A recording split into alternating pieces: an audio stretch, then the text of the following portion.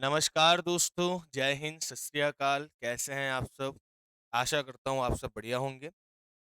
आज हम स्टार्ट करेंगे salient features of Indian constitution या भारतीय संविधान की प्रमुख विशेषताएं और साथ ही साथ में हम जो हैं वो उसके सोर्सेस को देखते हुए भी चलेंगे, है ना? अगर हमारी आज की क्लास ये पहले खत्म हो जाता है तो फिर हम सोर्सेस को भी आज देखते हुए चलेंगे। ठीक दोस्तों, पिछली क्लास में मैंने आपको कुछ चीज़ें बताई थी कि जैसे जो हमारा संविधान था, वो संविधान कैसे बना, संविधान सभा ने कैसे काम किया, संविधान सभा की क्या प्रक्रिया रही। ये सारी चीज़ें हमने पिछले जो हैं आपके लेक्चर्स में देख चुके हैं और आज जो है वो हम स्टार्ट करेंगे। अब मेन मुद्दा ये है कि साइलेंट फीचर से या भारत की जो संविधान की प्रमुख विशेषताएँ हैं, इससे सवाल कहाँ से बनते हैं। तो देखिए, अगर हम प्रारंभिक या जो आपके प्रीलिम्स एग्जाम से आपके एमसीक्यूज होते हैं, उनके हिसाब से बात करें तो इनके अंदर के अभी जो हम कुछ डेटा पढ़ेंगे या उनकी संकल्पनाओं को पढ़ेंगे, तो उन कॉन्सेप्ट से आपके जो है वो क्या बन सकती हैं भाई, सवाल कुछ बन सकते हैं प्रीलिम्स में। और मेंस में तो इससे सवाल ही सवाल बनने की पूरी संभावनाएं होती हैं, है ना? और कैसे सवाल बनेंगे उस पर भी हम चर्चा करते हुए चलेंगे। तो चलिए, आज का जो लेक्चर है वो हम स्टार्ट करते हैं दोस्तों, है ना? तो पुनः आपका स्वागत है उड़ान अकेडमी के इस डिजिटल प्लेटफॉर्म पर, जहाँ पर आप मेरे मतलब शरत के साथ जो है वो देख रहे हैं पॉलिटी या इंडियन पॉलिटी जिसको हम कहें, भारतीय राज व्यवस्था जिसको कहा जाए वो बेहतर होगा, उसकी पूरी सीरीज है, उसके पूरे लेक्चर्स। ठीक, चलिए। तो आज हम अगर भारतीय संविधान की विशेषताओं की बात करें तो एक एक कर कर हम विशेषताओं को पढ़ते हैं, है ना? पहला सवाल तो यही आता है कि भारतीय संविधान की विशेषताओं के बारे में लिखिए, है ना? तो भारतीय संविधान की विशेषताओं में अपने आप में मेंस में लॉन्ग क्वेश्चंस में आपका एक जो है वो क्वेश्चन होता है।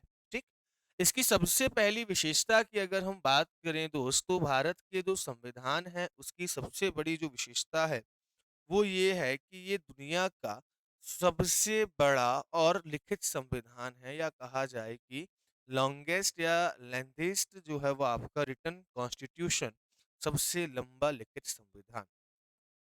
अब यहाँ पर दो चीजें हैं कि भाई आपका विशाल और लिखित, है ना? मतलब लेंथेस्ट आपका जो है वो क्या है भाई, कॉन्स्टिट्यूशन है, सबसे लंबा कॉन्स्टिट्यूशन है। और साथ ही साथ में क्या है, रिटन कॉन्स्टिट्यूशन है। फिर हमने कहा कि भाई ये जो संविधान है ये आपका इतना विशाल या लेंथी क्यों है। तो इस पर मैंने आपसे चर्चा की थी, क्या चर्चा की थी पिछले लेक्चर में, कि भाई अगर हम बात करते हैं किसकी, मूल संविधान की बात करते हैं, या हम बात करते हैं किसकी भाई, जो हमारा ओरिजिनल कॉन्स्टिट्यूशन रहता है या जो मूल संविधान रहता है, इसकी अगर हम बात करते थे तो इसमें हमने देखा था कि भाई ये जो मूल संविधान अपनाया गया इसमें एक प्रस्तावना थी। क्या थी दोस्तों? एक प्रस्तावना थी। अब प्रस्तावना का मतलब क्या है? तो प्रस्तावना का मतलब हो गया संविधान का एक तरीके का इंट्रोडक्शन। ठीक, तो ध्यान रखिएगा कि अगर हम बात करें तो एक क्या थी भाई, आपकी प्रस्तावना थी। ठीक, चलिए। इसके बाद हमने देखा था कि इसमें जो है वो आपकी क्या थी, 8 अनुसूचियाँ थी, 8 शेड्यूल थी। अनुसूचियाँ भी मैंने आपको बताया था कि भाई संविधान में जहाँ कहीं भी प्रावधान लिस्टेड फॉर्म में है तो उस लिस्ट को हमने क्या कर दिया, अलग से जो है वो स्थान दिया, और उनको हमने क्या कहा, शेड्यूल्स कहा। तो उस टाइम पर कितनी लिस्टें थी? 8 थी, क्योंकि संविधान में शामिल है ये सूची, इसलिए इनको शेड्यूल लिस्ट कहा गया या अनुसूचियाँ कहा गया। इसके बाद हमने देखा था कि जो मूल संविधान था उसमें 22 भाग थे। कितने पार्ट्स थे भाई आपके? टोटल 22 पार्ट्स थे। और साथ ही साथ में 395 आर्टिकल थे या 395 अनुच्छेद थे। संविधान का हर एक कानून जो है वो क्या कहलाता है? अनुच्छेद कहलाता है। तो ऐसे 395 कानून है, उसके अंदर भी उप प्रावधान है। तो ध्यान रखना, हर एक जैसे हम किसी कहते हैं ना, लाइन्स को हम नंबर देते हैं 1 2 3 4 5, ऐसे करके यहाँ पर जो है वो उन लाइन्स को आर्टिकल कहा जाता है, अनुच्छेद कहा जाता है। तो अनुच्छेद 1 2 3 4 5 करते हुए, ऐसे करते हुए 395 अनुच्छेद है। अब अगर हम बात करते हैं किसकी भाई, वर्तमान की बात करते हैं, तो वर्तमान में जो आपका संविधान है ना, इस संविधान में आज भी अगर हम देखें तो एक प्रस्तावना वैसी की वैसी है, प्रियम्बल आपका वैसी का वैसा है। साथ में अगर हम बात करें तो आज संविधान में जो है वो 8 की जगह कितनी शेड्यूल्स हो गई हैं, 12 अनुसूचियाँ हो गई हैं, 12th आपकी शेड्यूल्स हो गई है। इसके बाद अगर हम देखें तो आज लगभग टोटल मिलाकर, कुल मिलाकर आपके 25 भाग हैं। आज भी लास्ट एंट्री 25 ही है ना? क्योंकि जो पार्ट्स जोड़े गए हैं, वो ए-बी-सी-डी कर कर जोड़े गए हैं। जैसे 9 ए जोड़ा गया, है ना? 9 बी जोड़ा गया, 14 ए जोड़ा गया, 4 ए जोड़ा गया। तो ऐसे कर कर जो है वो आपके अगर टोटल हम मिला लें, तो आपके 25 भाग हैं। लेकिन ध्यान रखिएगा लास्ट एंट्री आज भी क्या है? 22 है। और ऐसे ही अगर हम देखें तो वर्तमान में अनुच्छेदों की संख्या जो है, वो 465 प्लस हो चुकी है, 465 प्लस हो चुकी है ना? भले ही आज भी अगर हम देखें तो इस अनुच्छेद में भी आपकी जो है आज भी लास्ट एंट्री ध्यान रखिएगा वो कौन-सी है तो भई 395 है, क्योंकि जिस प्रकार से पार्ट्स जोड़े गए हैं ए-बी-सी-डी कर कर, वैसे ही आर्टिकल्स जोड़े गए हैं ए-बी-सी-डी कर कर। जैसे आर्टिकल 51 ए, आर्टिकल 21 ए, है ना? आर्टिकल जो है वो आपका ऐसे कर कर के आर्टिकल्स जो है वो ए-बी-सी-डी के फॉर्म में जोड़े गए हैं। और टोटल अगर हम उन आर्टिकल्स को मिलाएँ तो 465 आर्टिकल है। तो देखा जाए तो ये दुनिया का सबसे बड़ा संविधान है। इतने आर्टिकल्स, है ना? इतने भाग दुनिया के किसी भी संविधान में नहीं है। तो ध्यान रखिएगा, इसलिए हमने क्या कहा कि ये दुनिया का, है ना, क्या है भई, सबसे बड़ा संविधान है या सबसे विशाल संविधान है। ठीक, चलिए दूसरा अगर हम बात करें तो दूसरा यहाँ पर कहा गया कि भई लिखित संविधान होगा। ठीक?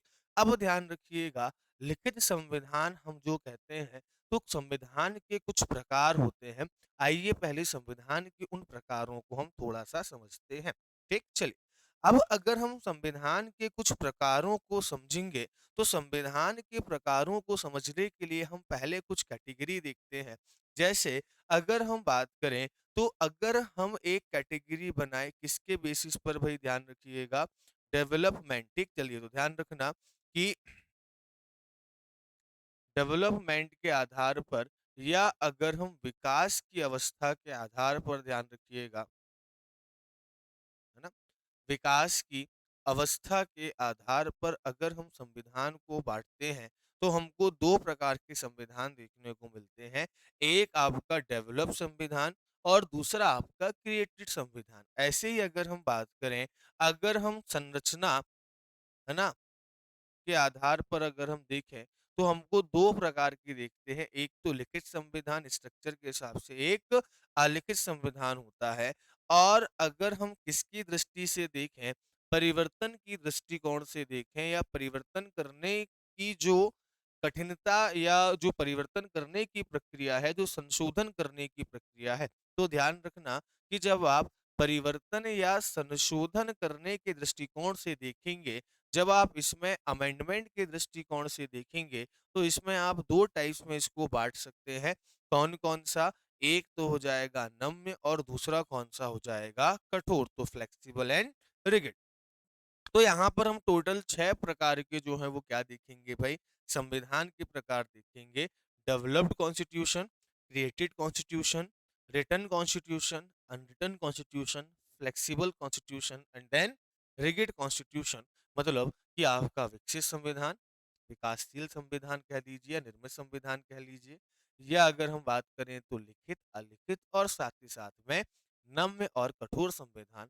तो हम एक-एक पे चर्चा कर लेते हैं, क्योंकि सवाल ये भी बन सकते हैं कि भई आपका लिखित और अलिखित संविधान या लिखित संविधान में जो है वो आपका क्या अंतर है, और उनमें तुलना कीजिए या उसके क्या पॉजिटिव पॉइंट्स हैं और क्या नेगेटिव पॉइंट्स हैं। हम सब चीज़ों को ध्यान में रखेंगे। तो अगर मान लीजिए कभी जो शॉर्ट क्वेश्चन्स हैं वहाँ पर अगर ये सवाल बनते हैं, तो एटलीस्ट हमको आइडिया होना चाहिए कि क्या संविधान, कौन-सा क्या संविधान होता है। जैसे अगर हम विकसित संविधान की बात करें दोस्तों, तो विकसित संविधान की परिभाषा क्या होती है कि जिसका कोई निर्माता ना हो या जिसको बनाने वाला ज्ञात ना हो। ठीक, ध्यान रखिएगा, जिसको बनाने वाला कौन है, ठीक ध्यान रखिएगा, उसको बनाने वाला कौन है, इसकी हमको जब जानकारी नहीं हो, तो ऐसा संविधान जो है, वो विकसित संविधान कहलाता है। अब ऐसी कौन-सी चीज़ की हम बात करें जिसकी जानकारी नहीं है, तो ध्यान रखिएगा, ये होता है किसके आधार पर भई? परंपराओं के आधार पर निर्मित होता है। उदाहरण के तौर पर अगर हम बात करें, तो आप देखेंगे कि भई जो ब्रिटेन है ना, इस ब्रिटेन का संविधान ध्यान रखिएगा डेवलप कॉन्स्टिट्यूशन में आता है। इस ब्रिटेन का संविधान विकसित संविधान की श्रेणी में आता है। क्यों? क्योंकि पहली चीज़ तो उसको बनाने वाला कौन है, इसकी जानकारी हमको नहीं है।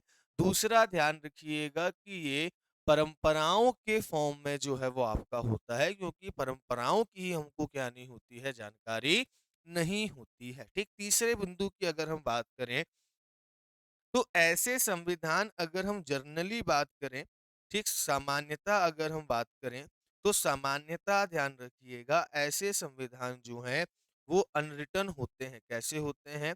अनरिटन होते हैं, या अगर हम बात करें तो मूलतः जो है, या सामान्यतः जनरली अगर हम बात करें, तो अनरिटन कॉन्स्टिट्यूशन जो है वो आपके ये होते हैं, है ना? क्योंकि सिंपल बात है कि कोई चीज़ अगर लिखी होगी तो उसकी हमको जानकारी होगी किसने लिखी, कब लिखी, है ना?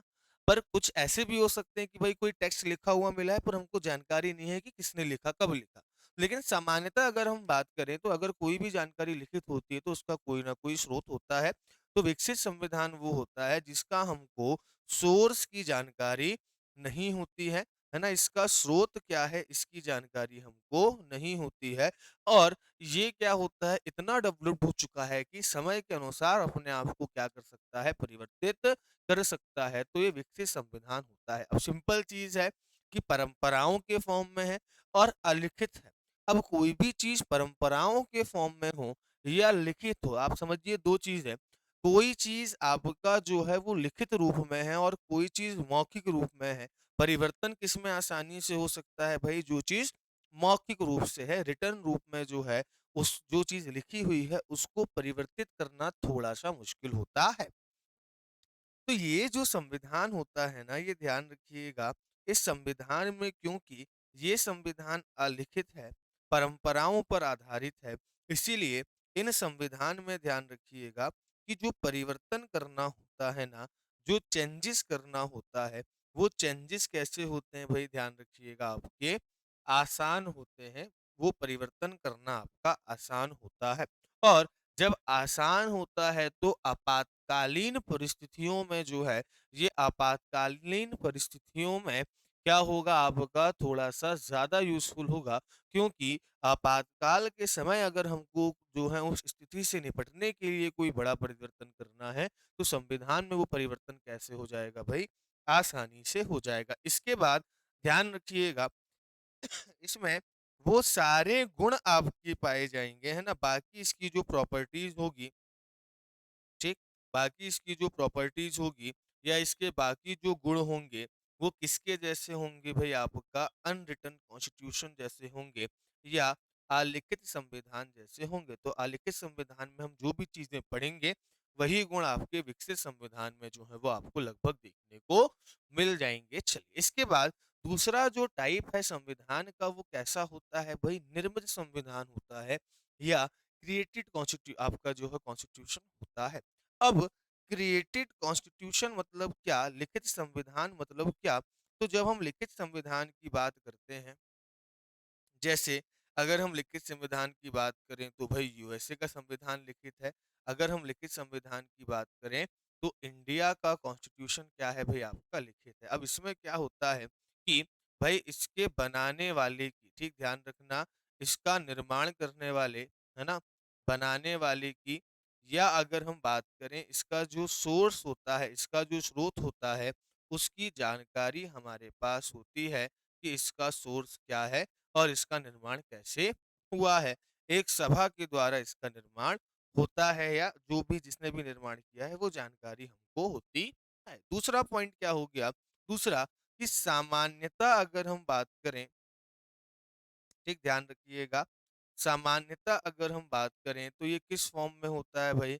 लिखित फॉर्म में होता है, या अगर हम बात करें तो आपका रिटन फॉर्म में होता है। तो ये भी ध्यान रखिएगा कि सामान्यतः जो है ये रिटन फॉर्म में होता है। जर्नलाइज्ड वे में अगर हम बात करें तो जनरली ये जो है वो आपका लिखित रूप में होता है और इसमें वो सारी विशेषताएँ आपको देखने को मिलेंगी, जो किसमें देखने को मिलेंगी अभी यहाँ पर आपको लिखित संविधान में देखने को मिलेंगी, ठीक? अब कोई भी चीज़ लिखी हुई है, तो सिंपल एक बात है कि भई उसमें जो है वो आपका परिवर्तन करना या अगर हम बात करें अमेंडमेंट करना क्या हो जाता है थोड़ा-सा कठिन हो जाता है ना? जो आपकी अलिखित चीज़ है उसके कंपैरिज़न में, है ना? और बाकी ध्यान रखना कि इसकी जो भी बाकी आपकी क्या होंगी भई प्रॉपर्टीज़ होंगी, ये प्रॉपर्टीज़ किसकी भाँति होंगी? तो भई आपके लिखित संविधान की तरह होंगी। चलिए, तो यहाँ पर अगर हम देखें, तो हमने यहाँ पर ध्यान रखिएगा कि संविधान के जो है वो 2 प्रकार देख लिए हैं। अब बढ़ते हैं आपके तीसरे प्रकार की ओर, ठीक चलिए। अब जो तीसरा प्रकार है, उसको हम क्या कहते हैं भई रिटन कॉन्स्टिट्यूशन। अब रिटन कॉन्स्टिट्यूशन का मतलब आपको पता है कि लिखित कौन जो संविधान होते हैं सामान्यतः निर्मित संविधान होते हैं मतलब जिसको किसी न किसी ने बनाया हुआ है और ये किस फॉर्म में होते हैं तो भई ध्यान रखिएगा, ये डॉक्यूमेंट के फॉर्म में होते हैं। किस फॉर्म में होते हैं भई आपके डॉक्स के फॉर्म में होते हैं। डॉक्यूमेंट या अगर हम बात करें तो एक दस्तावेज के रूप में होते हैं और दस्तावेज हमेशा किस रूप में होता है भाई आपका लिखित रूप में होता है। तो ऐसे संविधान को हम क्या कहते हैं रिटन कॉन्स्टिट्यूशन कहते हैं। जैसे कि अगर हम बात करें तो भाई इंडिया का जो संविधान है वो रिटन है, यूएसए का जो संविधान है वो कैसा है आपका रिटन है। अब अगर हम बात करें तो भाई ध्यान रखना इसके कुछ हमको क्या देखने को मिलेंगे प्लस पॉइंट भी देखने को मिलेंगे और कुछ क्या देखने को मिलेंगे भाई नेगेटिव पॉइंट्स भी देखने को मिलेंगे। तो पहले हम चर्चा करते हैं किसकी भाई ध्यान रखिएगा प्लस पॉइंट की चर्चा करते हैं। अब ध्यान रखिएगा कि ये लिखित संविधान है तो इसमें जो है वो आपका क्लैरिटी क्या होगी भाई ध्यान रखिएगा क्लैरिटी इसमें ज़्यादा होगी या अगर हम बात करें तो स्पष्टता किसी भी प्रावधान को लेकर क्या होगी भाई आपका ज़्यादा होगी। मतलब जो चीज़ लिखित रूप में होती है वो चीज़ ज़्यादा आपका क्लियर और क्लियर कट होती है, क्लैरिटी उसमें ज़्यादा होती है, स्पष्टता बहुत ज़्यादा उसमें होती है, ठीक? तो उसमें वो चीज़ जो भी आपका प्रावधान है जैसे स्पष्टता अगर हम बात करें तो किस चीज़ की स्पष्टता की बात हो रही है भाई यहाँ पर? तो स्पष्टता की अगर हम बात करें तो जैसे कि शासन के अंग कौन-कौन से होंगे, उनके कार्य क्या-क्या होंगे या उसके जो भी प्रावधान है, उसको लेकर क्या होती है भई आपकी स्पष्टता होती है। दूसरा अगर हम बात करें तो इसमें ध्यान रखिएगा सर्टेनिटी होती है ना? सर्टेनिटी होती है या अगर हम बात करें तो निश्चितता होती है। ठीक ध्यान रखिएगा क्या होती है भाई आपका सर्टेनिटी होती है या निश्चितता होती है। अब सर्टेनिटी का मतलब क्या होता है कि इस संविधान में अगर मानकर चलिए कोई मौखिक रूप में बोल रहा है तो पलट भी सकता है बाद में, लेकिन लिखित रूप से जो चीजें होती हैं वो पलट नहीं सकती। तो उसमें आपका निश्चितता या सर्टेनिटी होती है, वो अनसर्टन चांसेस उसमें आपके नहीं होते हैं।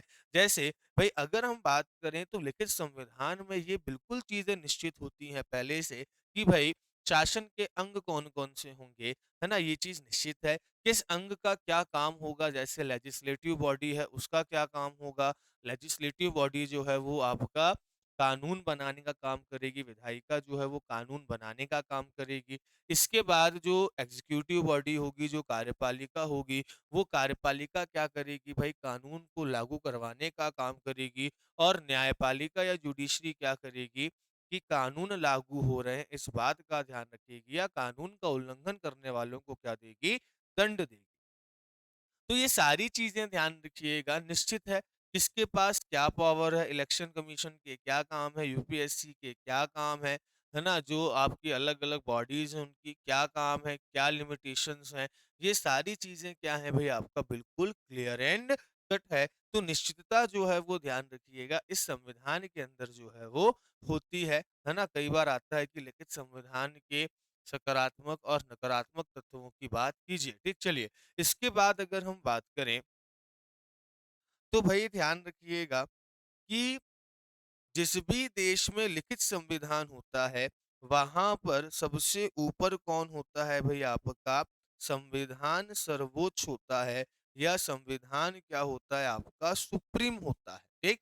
जैसे जहां पर भी अलिखित संविधान है, जहां पर भी अनरिटन कॉन्स्टिट्यूशन है, वहां पर संसद जो होती है, विधि बनाने वाली संस्था जो होती है, वो सबसे टॉप पर होती है, सबसे सुप्रीम होती है। लेकिन जिन भी देशों में लिखित संविधान जो है वो आपका लागू किया गया है, तो भाई उस संसद को शक्ति कौन दे रहा है? संविधान ही दे रहा है ना। संसद किसके अनुसार काम कर रही है? संसद काम कर रही है संविधान के अनुसार, और संसद संविधान में कोई नकारात्मक परिवर्तन भी नहीं कर पा रही है। तो जो संसद के कार्यों पर जो लिमिटेशंस है या उसके जो कार्य है उनका जो निर्धारण है वो कौन कर रहा है? संविधान कर रहा है। तो हमारे देश में सबसे ऊपर कौन हो गया? संविधान हो गया। तो ध्यान रखना कि जहां पर भी आपका लिखित संविधान होता है, उस संविधान के अनुसार पूरी शासन व्यवस्था चलती है। शासन के प्रत्येक अंग को वो शक्ति देता है, इसलिए सुप्रीम कौन है आपका? संविधान होगा। संविधान से ऊपर कोई भी नहीं होगा। इसके बाद ऐसे जो आपके लिखित संविधान होते हैं, इनमें ध्यान रखिएगा क्या होता है कि सरकार जो है वो आपका बहुत ज़्यादा अपनी शक्तियों का दुरुपयोग नहीं कर सकती है, या सरकार अपनी शक्तियों का गलत प्रयोग नहीं कर सकती है ना? तो ध्यान रखिएगा, जहाँ पर भी लिखित संविधान होता है ना, वो सरकार को क्या करता है?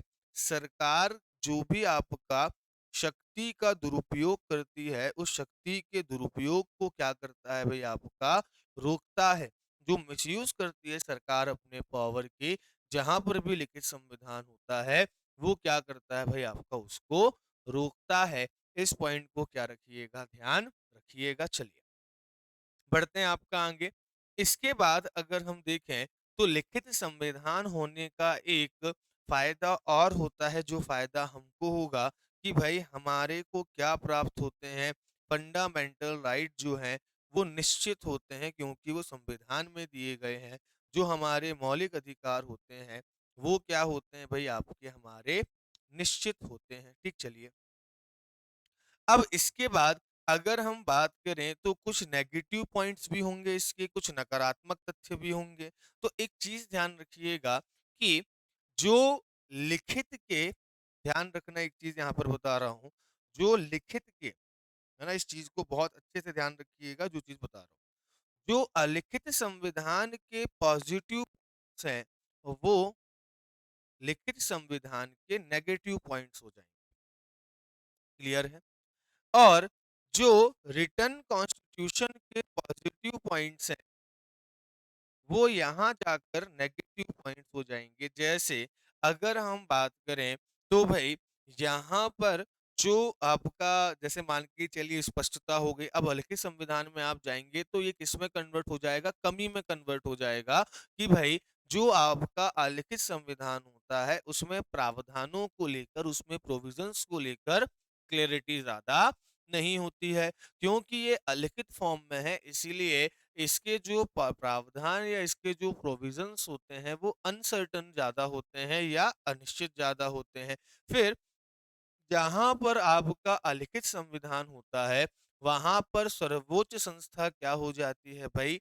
संसद हो जाती है। इसके बाद जहाँ पर अलिखित संविधान होता है, वहाँ पर सरकार जो है अपनी शक्ति का दुरुपयोग कर सकती है, और जहाँ पर भी आपका अलिखित संविधान होगा, वहाँ पर फंडामेंटल राइट्स निश्चित या सुरक्षित नहीं रहते हैं। तो ध्यान रखना, लिखित के माइनस पॉइंट इसके प्लस पॉइंट बन जाएँगे, और जो लिखित संविधान के प्लस पॉइंट हमने पढ़ा है, ये जाकर यहाँ पर क्या हो जाएँगे भई? माइनस या नकारात्मक पॉइंट्स में बदल जाएँगे। तो आशा करता हूँ आप इस पॉइंट को समझ गए होंगे। है ना? जगह नहीं इसलिए मैंने आपको ये चीज़ बता दी। बढ़ते हैं आपका दोस्तों आगे। अब हम देखते हैं क्या कि भई जो अलिखित संविधान है, ये अलिखित संविधान क्या होता है और अलिखित संविधान के हमको क्या फ़ायदे नुकसान होते हैं? तो ध्यान रखना, अलिखित संविधान का अगर आप उदाहरण देखेंगे, तो अलिखित संविधान का उदाहरण आपको एक ही मिलेगा जिसका नाम है क्या भई आपका? ब्रिटेन है। क्या है भई?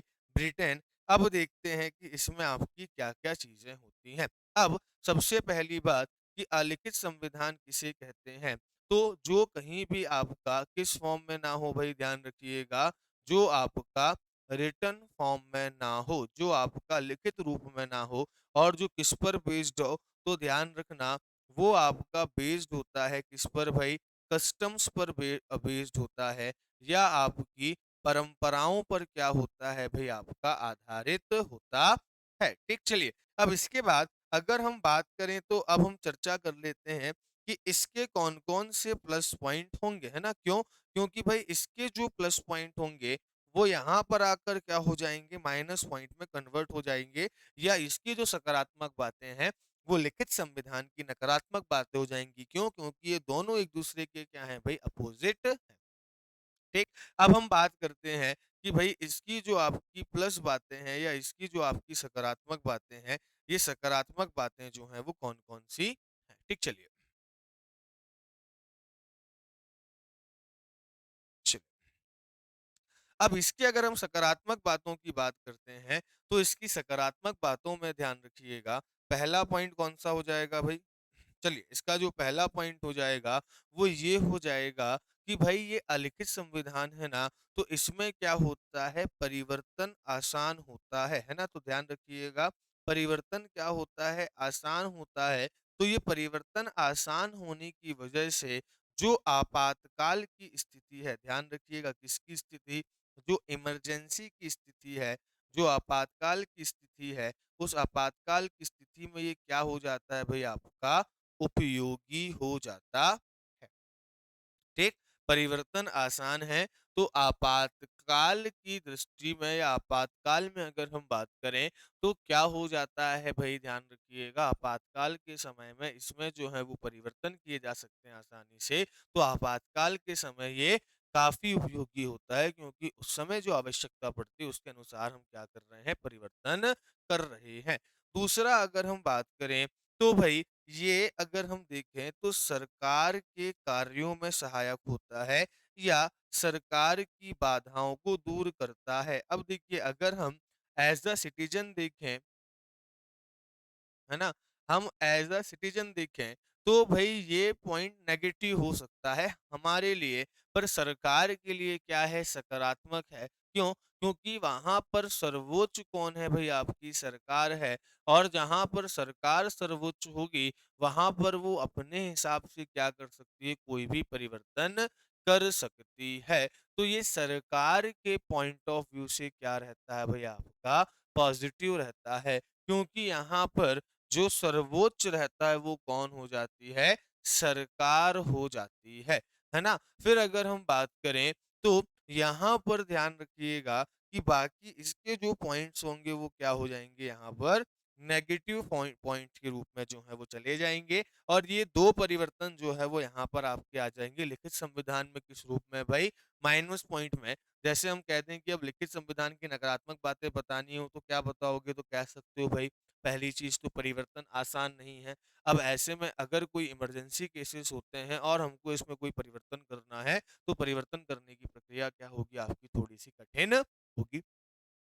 तो आपातकालीन स्थिति में इसका प्रयोग ठीक से नहीं हो पाएगा, है ना? चलिए, और फिर हम कह सकते हैं कि भाई ये जो है कहीं न कहीं अगर हम बात करें, तो सरकार के कार्यों में बाधा होता है, क्योंकि ये सरकार के कार्यों को सीमित करती है, जिसकी वजह से कई बार जो है वो सरकार काम नहीं कर पाती। उदाहरण के तौर पर आप लिख सकते हैं, राइट टू प्रॉपर्टी या संपत्ति का अधिकार। जैसे क्या हुआ था, आज़ादी के बाद संपत्ति का अधिकार फंडामेंटल राइट था, और उसके उल्लंघन होने पर, उसके वायलेशन होने पर आप कहाँ जा सकते थे भई? कोर्ट जा सकते थे, और सीधे कहाँ जा सकते थे? सुप्रीम कोर्ट जा सकते थे। मतलब कि सरकार ने अगर मानकर चलिए डेवलपमेंट के लिए भी आपके यहाँ से एक रोड बननी है या ब्रिज बनना है, सरकार आपको मुआवज़ा भी दे रही है, पर आप चाहते हैं कि वो आपसे आपकी ज़मीन ना लें, और आप कहाँ पहुँच गए? सुप्रीम कोर्ट पहुँच गए। तो सुप्रीम कोर्ट क्या करता था भई, क्योंकि संपत्ति का अधिकार मौलिक अधिकार था, तो अब सरकार को मना करता था। इससे क्या है, सरकार के कार्यों में बाधा आने लगी। फिर सरकार ने इसके अलग-अलग इलाज ढूँढे, और फिर संपत्ति के अधिकार को मौलिक अधिकारों से हटाकर 1978 में क्या बना दिया?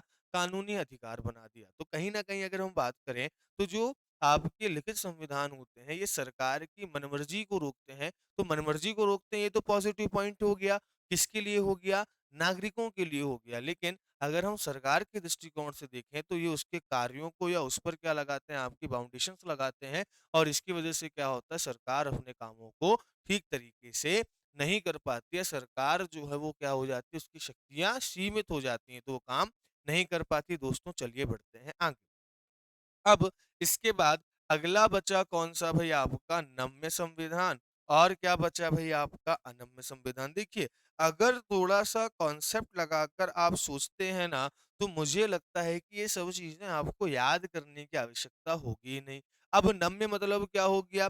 फ्लेक्सिबल। अब फ्लेक्सिबल का मतलब क्या हो गया भाई साहब? फ्लेक्सिबल का मतलब हो गया जिसमें संशोधन या जिसमें जो परिवर्तन है, जिसमें अगर हम बात करें, जो चेंजेस हैं, वो क्या हों भई, आपके आसान से हो जाए, है ना? या आपकी आसानी से हो जाएँ। तो ऐसे आपके संविधान जिसमें परिवर्तन क्या हो जाए भई आपका, आसानी से हो जाए, उसको हम क्या कहते हैं? फ्लेक्सिबल कहते हैं। और ध्यान रखना, जैसे हमने देखा था कि ब्रिटेन जो है ना, इस ब्रिटेन का संविधान फ्लेक्सिबल संविधान है।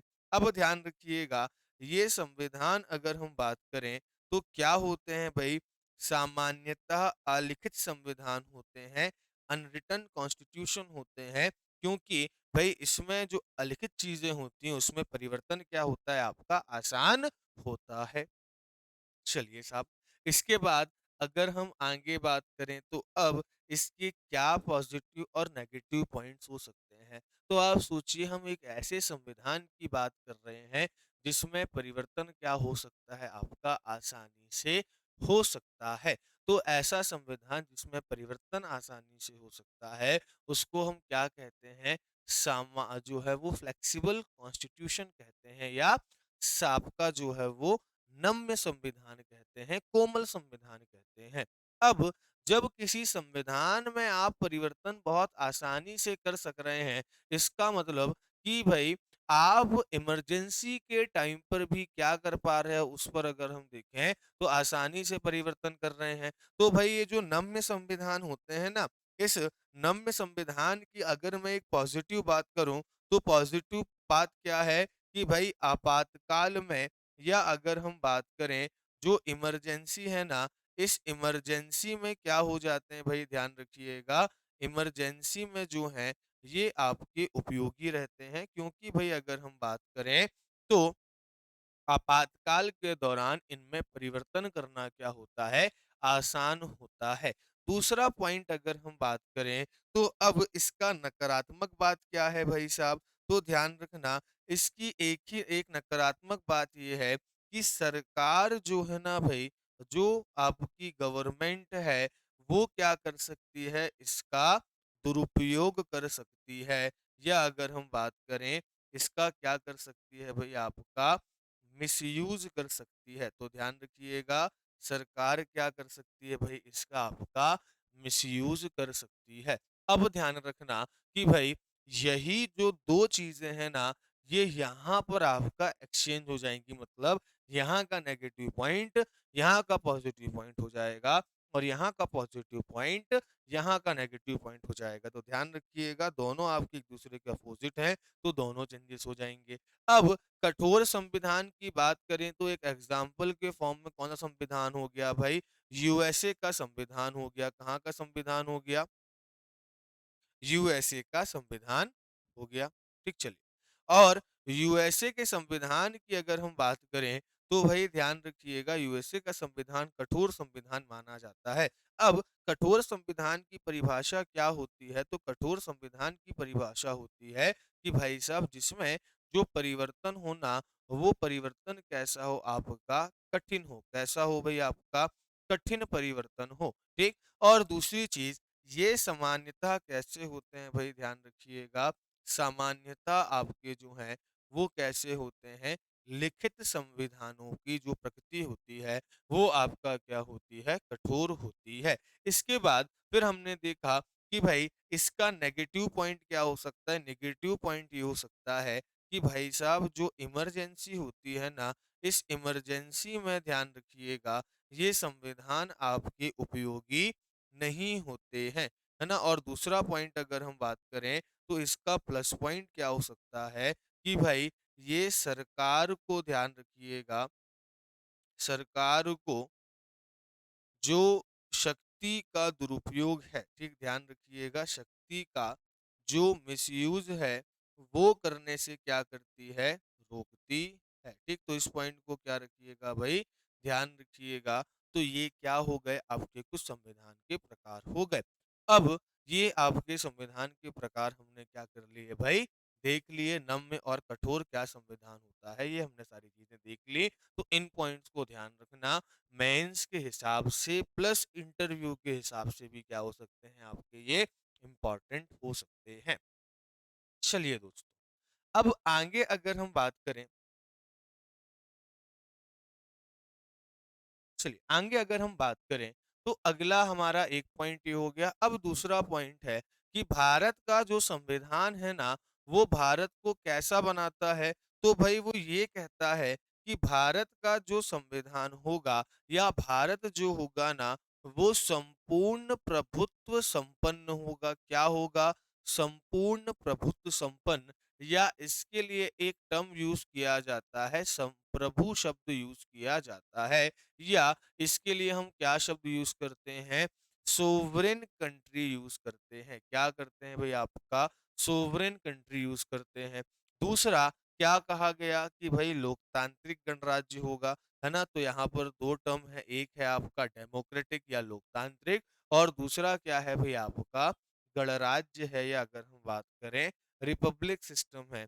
चलिए अब इनको भी हम जो है समझते हैं। ठीक, चलिए दोस्तों, अगर हम आगे बात करें तो एक चीज ध्यान रखिएगा। क्या ध्यान रखिए कि इसमें अभी हमने जो है एक टर्म यूज किया है, एक शब्द यूज किया है। और वो शब्द कौन सा है, ध्यान रखिएगा, वो शब्द है आपका संपूर्ण प्रभुत्व संपन्न। या जिसके लिए मैंने कहा कि एक शब्द यूज किया जाता है, कौन सा, संप्रभु शब्द यूज किया जाता है।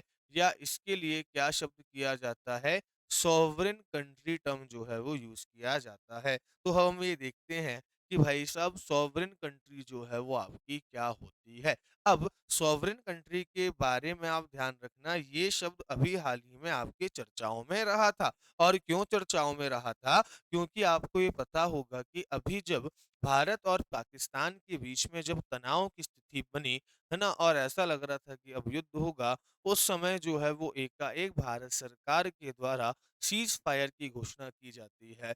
और कई लोग सोशल मीडिया या कई जगह, और जो अमेरिकी राष्ट्रपति ट्रंप हैं, वो इस बात का दावा करते हैं कि उनके कहने पर सीज फायर लगवाया गया। तब एक सवाल जो है वो आलोचक उठाते हैं कि क्या सच में ऐसा हुआ है, और अगर ऐसा हुआ है कि ट्रंप के कहने पर सीज फायर लगाया गया है, तो क्या भारत एक संप्रभु या सॉवरेन कंट्री है। अब जब ये बात आई तो सॉवरेन शब्द जो है वो आपका चर्चा में आया, संप्रभुता शब्द जो है चर्चा में आया। तो आज हम चर्चा करेंगे कि भाई ये सॉवरेन कंट्री का मतलब क्या होता है, संप्रभुता का मतलब क्या होता है। ठीक, चलिए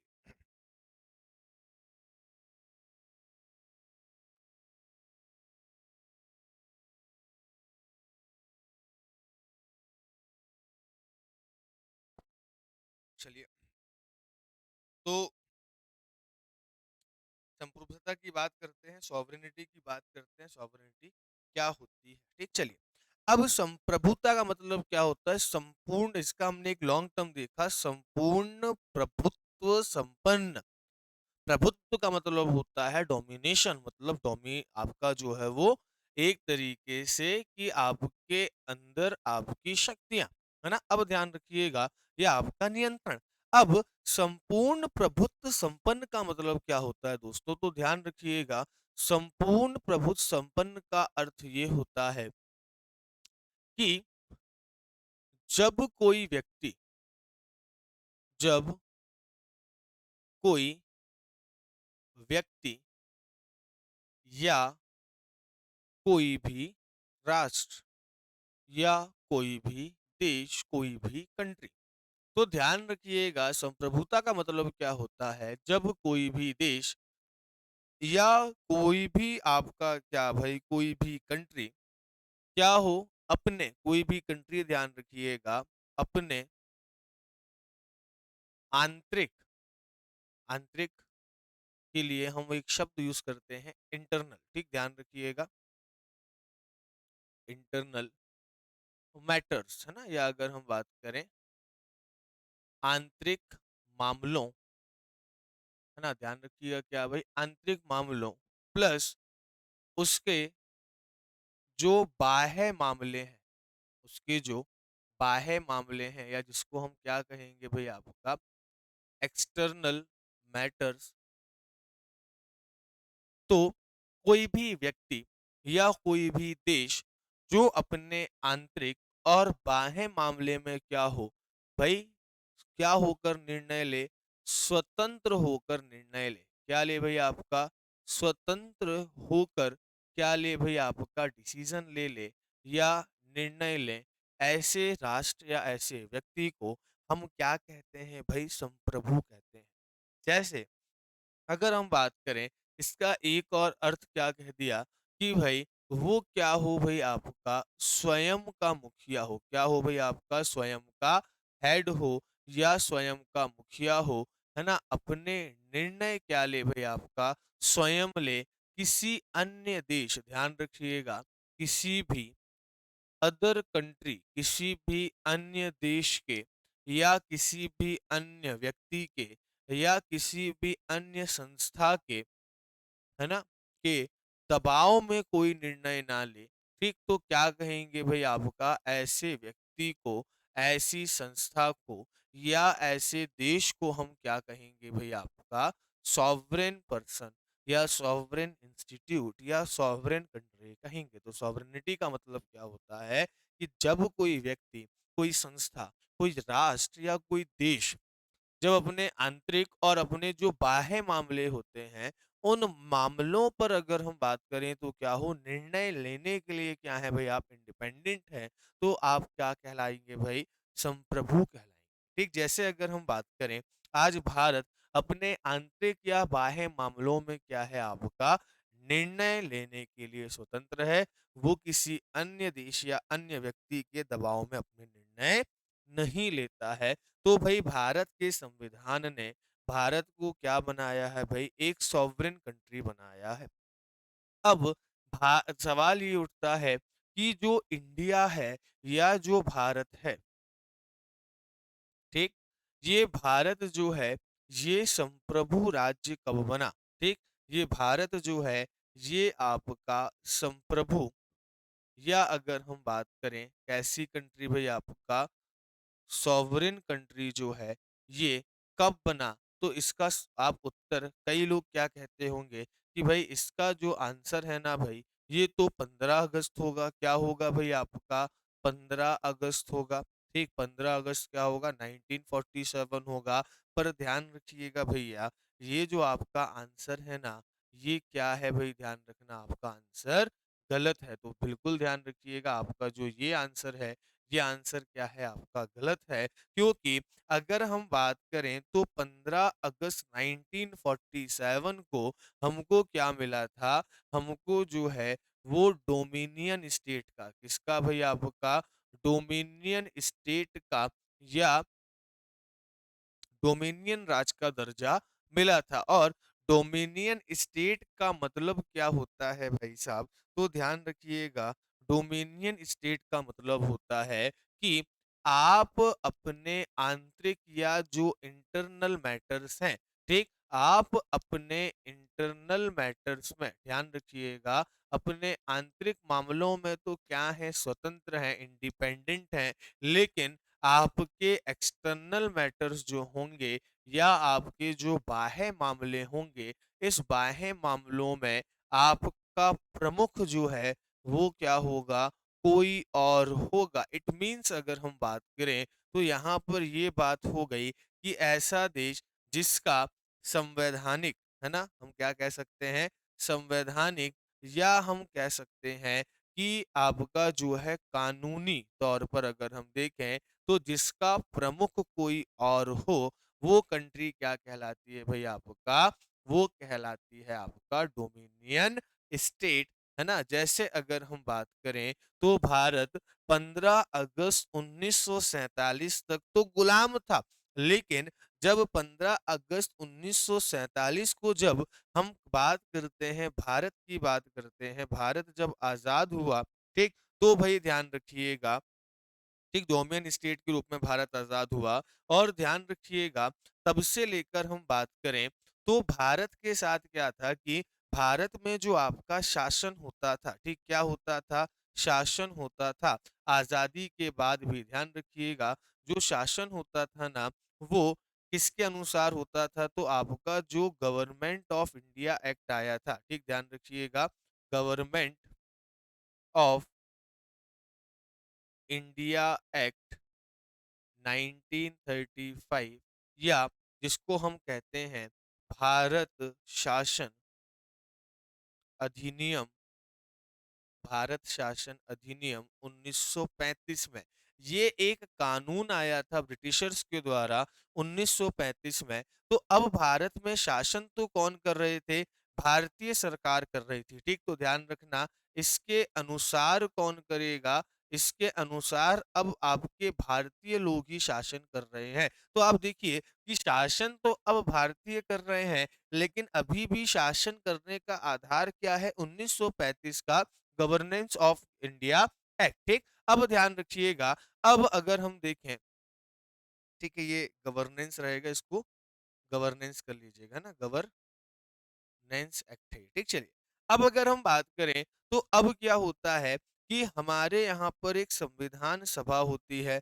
ना, और वो संविधान सभा क्या करती है कि भाई आपका संविधान बनाती है। और 26 जनवरी को ध्यान रखिएगा, 26 जनवरी 1950 को, ठीक, 26 जनवरी 1950 को जो है वो क्या होता है, आप ध्यान रखिएगा, भारत जो है वो कैसा आपका संविधान लागू होगा, ठीक। तो ध्यान रखना कि अगर हम देखें तो 26 जनवरी 1950 को क्या हो रहा है भाई, संविधान लागू हो रहा है। और जिस दिन संविधान इन्फोर्समेंट में हुआ, मतलब अब सर्वोच्च कौन हो गया, संविधान हो गया, ठीक। तो 26 जनवरी 1950 को संविधान लागू हुआ, प्लस अगर हम बात करें तो ध्यान रखिएगा 1935 का जो एक्ट होता है वो क्या होता है आपका, समाप्त हो जाता है। क्या हो जाता है भाई, आपका समाप्त हो जाता है। और जब ये समाप्त होता है तो हम क्या बन जाते हैं भाई, सॉवरेन कंट्री बन जाते हैं, या हम संप्रभु राज्य बन जाते हैं।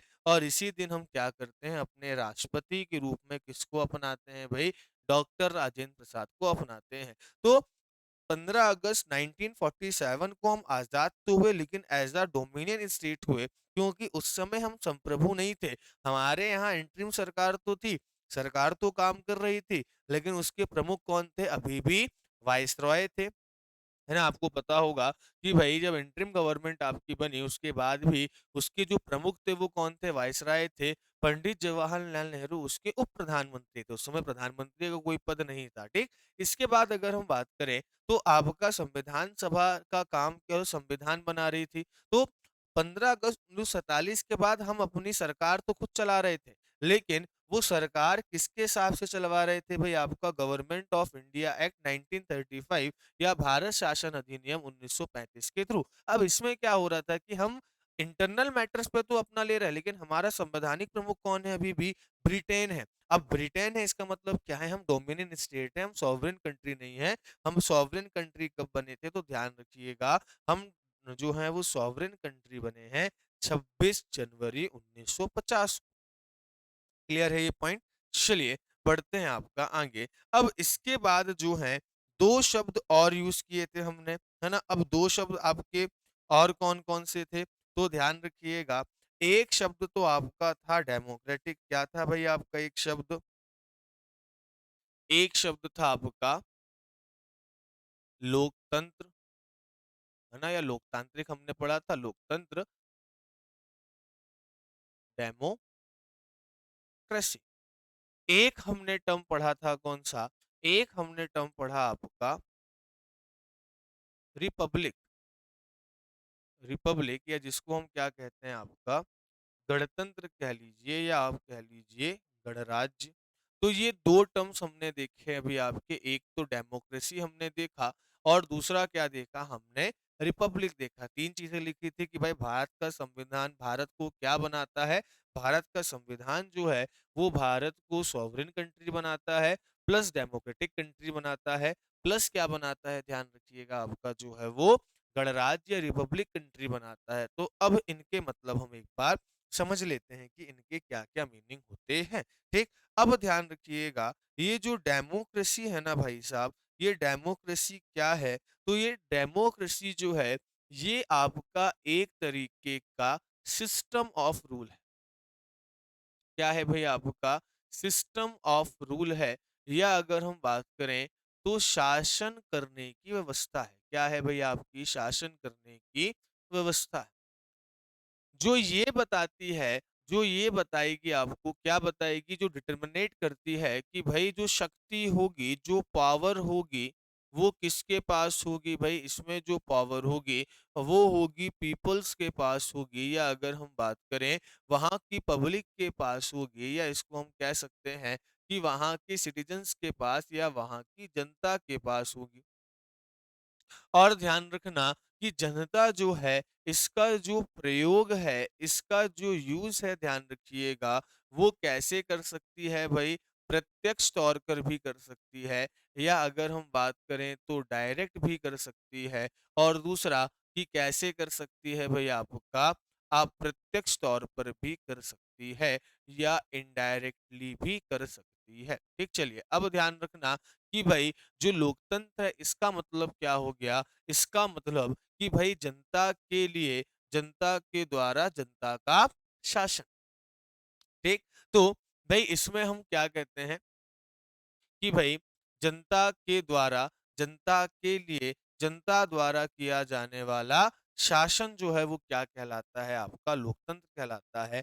मतलब जहाँ शक्ति किसके पास होती है? आपकी जनता के पास होती है, ठीक? तो यहाँ पर ध्यान रखिएगा कि भाई साहब ये जो शक्ति होती है ना, ये शक्ति किसके पास होती है? जनता के पास होती है, जिसका प्रयोग जो है वो जनता या तो प्रत्यक्ष तौर पर कर सकती है, या तो अप्रत्यक्ष तौर पर कर सकती है ना? अब प्रत्यक्ष तौर पर क्या होता है कि जनता जो है, वो शासन में क्या करती है? सीधे भाग लेती है। क्या करती है भई आपका? सीधे भाग लेती है।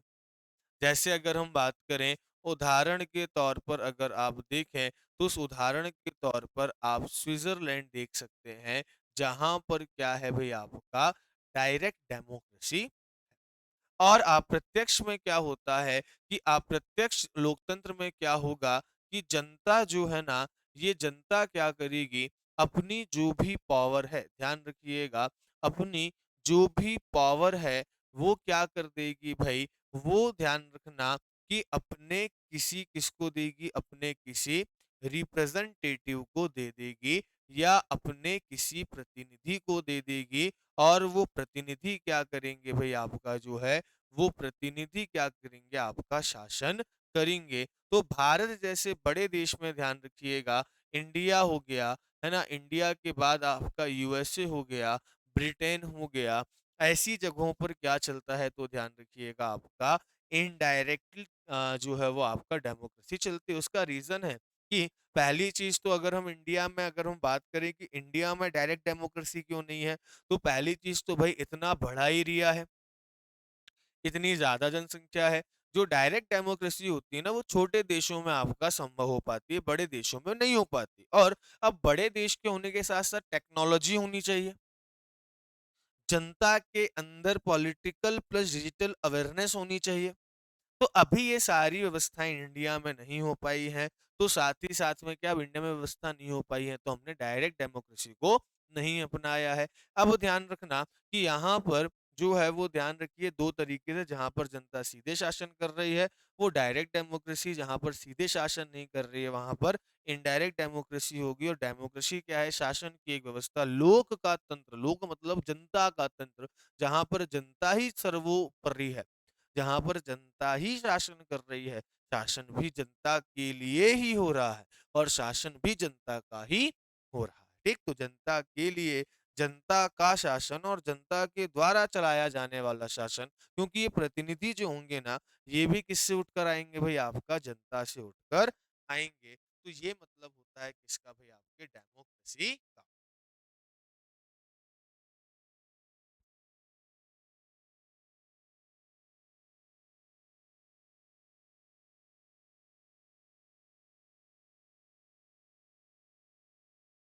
चलिए बढ़ते हैं आपका आगे। अब इसके बाद अगली जो व्यवस्था आई है वो क्या है भाई, आपकी रिपब्लिक है ना, रिपब्लिक सिस्टम कह लीजिए, या इसको आप कह लीजिए क्या, कि भाई गणतंत्र व्यवस्था। अब ध्यान रखना, गणतंत्र व्यवस्था की अगर हम सीधी डेफिनेशन की बात करें, तो इसका मतलब ये होता है कि आपका जो हेड ऑफ द स्टेट होता है, ध्यान रखिएगा, कौन भाई, आपका हेड ऑफ द स्टेट, या जिसको हम कह सकें क्या, राज्य का मुखिया, क्या होता है, जो राज्य का मुखिया होता है ना भाई साहब, ये राज्य का मुखिया, ध्यान रखिएगा, हेड ऑफ द स्टेट जो है वो कैसा होना चाहिए भाई, वो होना चाहिए आपका इलेक्टेड होना चाहिए, या कैसा होना चाहिए, निर्वाचित होना चाहिए, या कह सकते हैं कैसा होना चाहिए, चुना हुआ होना चाहिए। वो आपका वंश के आधार पर या वंशानुगत आधार पर जो है वो आपका नहीं होना चाहिए। इट मीन्स क्या, कि भाई राजा का बेटा राजा नहीं बनेगा, है ना, तो राजा का बेटा, ध्यान रखिएगा, राजा नहीं बनेगा। ऐसी व्यवस्था को हम क्या कहते हैं, ऐसी व्यवस्था को हम जो कहते हैं वो कहते हैं गणराज्य या गणतंत्र व्यवस्था कहते हैं। अब ध्यान रखिएगा, जैसे अगर हम गणतंत्र व्यवस्था की बात करें, तो हम क्या देखते हैं कि भाई साहब, हम इंडिया की अगर हम बात करें, भारत की बात करें, तो भारत का जो राष्ट्रपति, हेड ऑफ द स्टेट कौन है भाई, राष्ट्रपति है। तो आप ये देखेंगे कि भारत का जो राष्ट्रपति है ना, उसका क्या होता है, इलेक्शन होता है ना, उसका क्या होता है, इलेक्शन होता है। अब अगर हम बात करें, तो भाई हम तो भाग लेते नहीं है। अब एक चीज समझिए, इसके पीछे दो तीन कॉन्सेप्ट समझने पड़ेंगे। पहली चीज कि भाई हमारे यहाँ लोकतंत्र है, और लोकतंत्र में भी हमने संसदीय व्यवस्था को अपनाया हुआ है, पार्लियामेंट्री सिस्टम को अपनाया हुआ। अब पार्लियामेंट्री सिस्टम जहां पर होता है, वहां पर शक्ति एक समूह के पास होती है, और हमने अपनी शक्ति किसको देके रखी, सरकार को। सरकार भी क्या है, समूह है ना, उसमें आप देखते हैं अलग अलग मंत्री होते हैं। तो एक होती है संसदीय व्यवस्था, पार्लियामेंट्री सिस्टम, जहां पर हम क्या करते हैं, एक अपनी जो पूरी शक्ति होती है ना, वो किसको देकर रखते हैं, एक समूह को देकर रखते हैं, ग्रुप को देकर रखते हैं। और एक व्यवस्था होती है अध्यक्षात्मक व्यवस्था, जिसको हम प्रेसिडेंशियल सिस्टम कहते हैं। और प्रेसिडेंशियल सिस्टम में अगर हम बात करें, तो वहां पर जो शक्ति होती है वो किसी एक व्यक्ति के पास।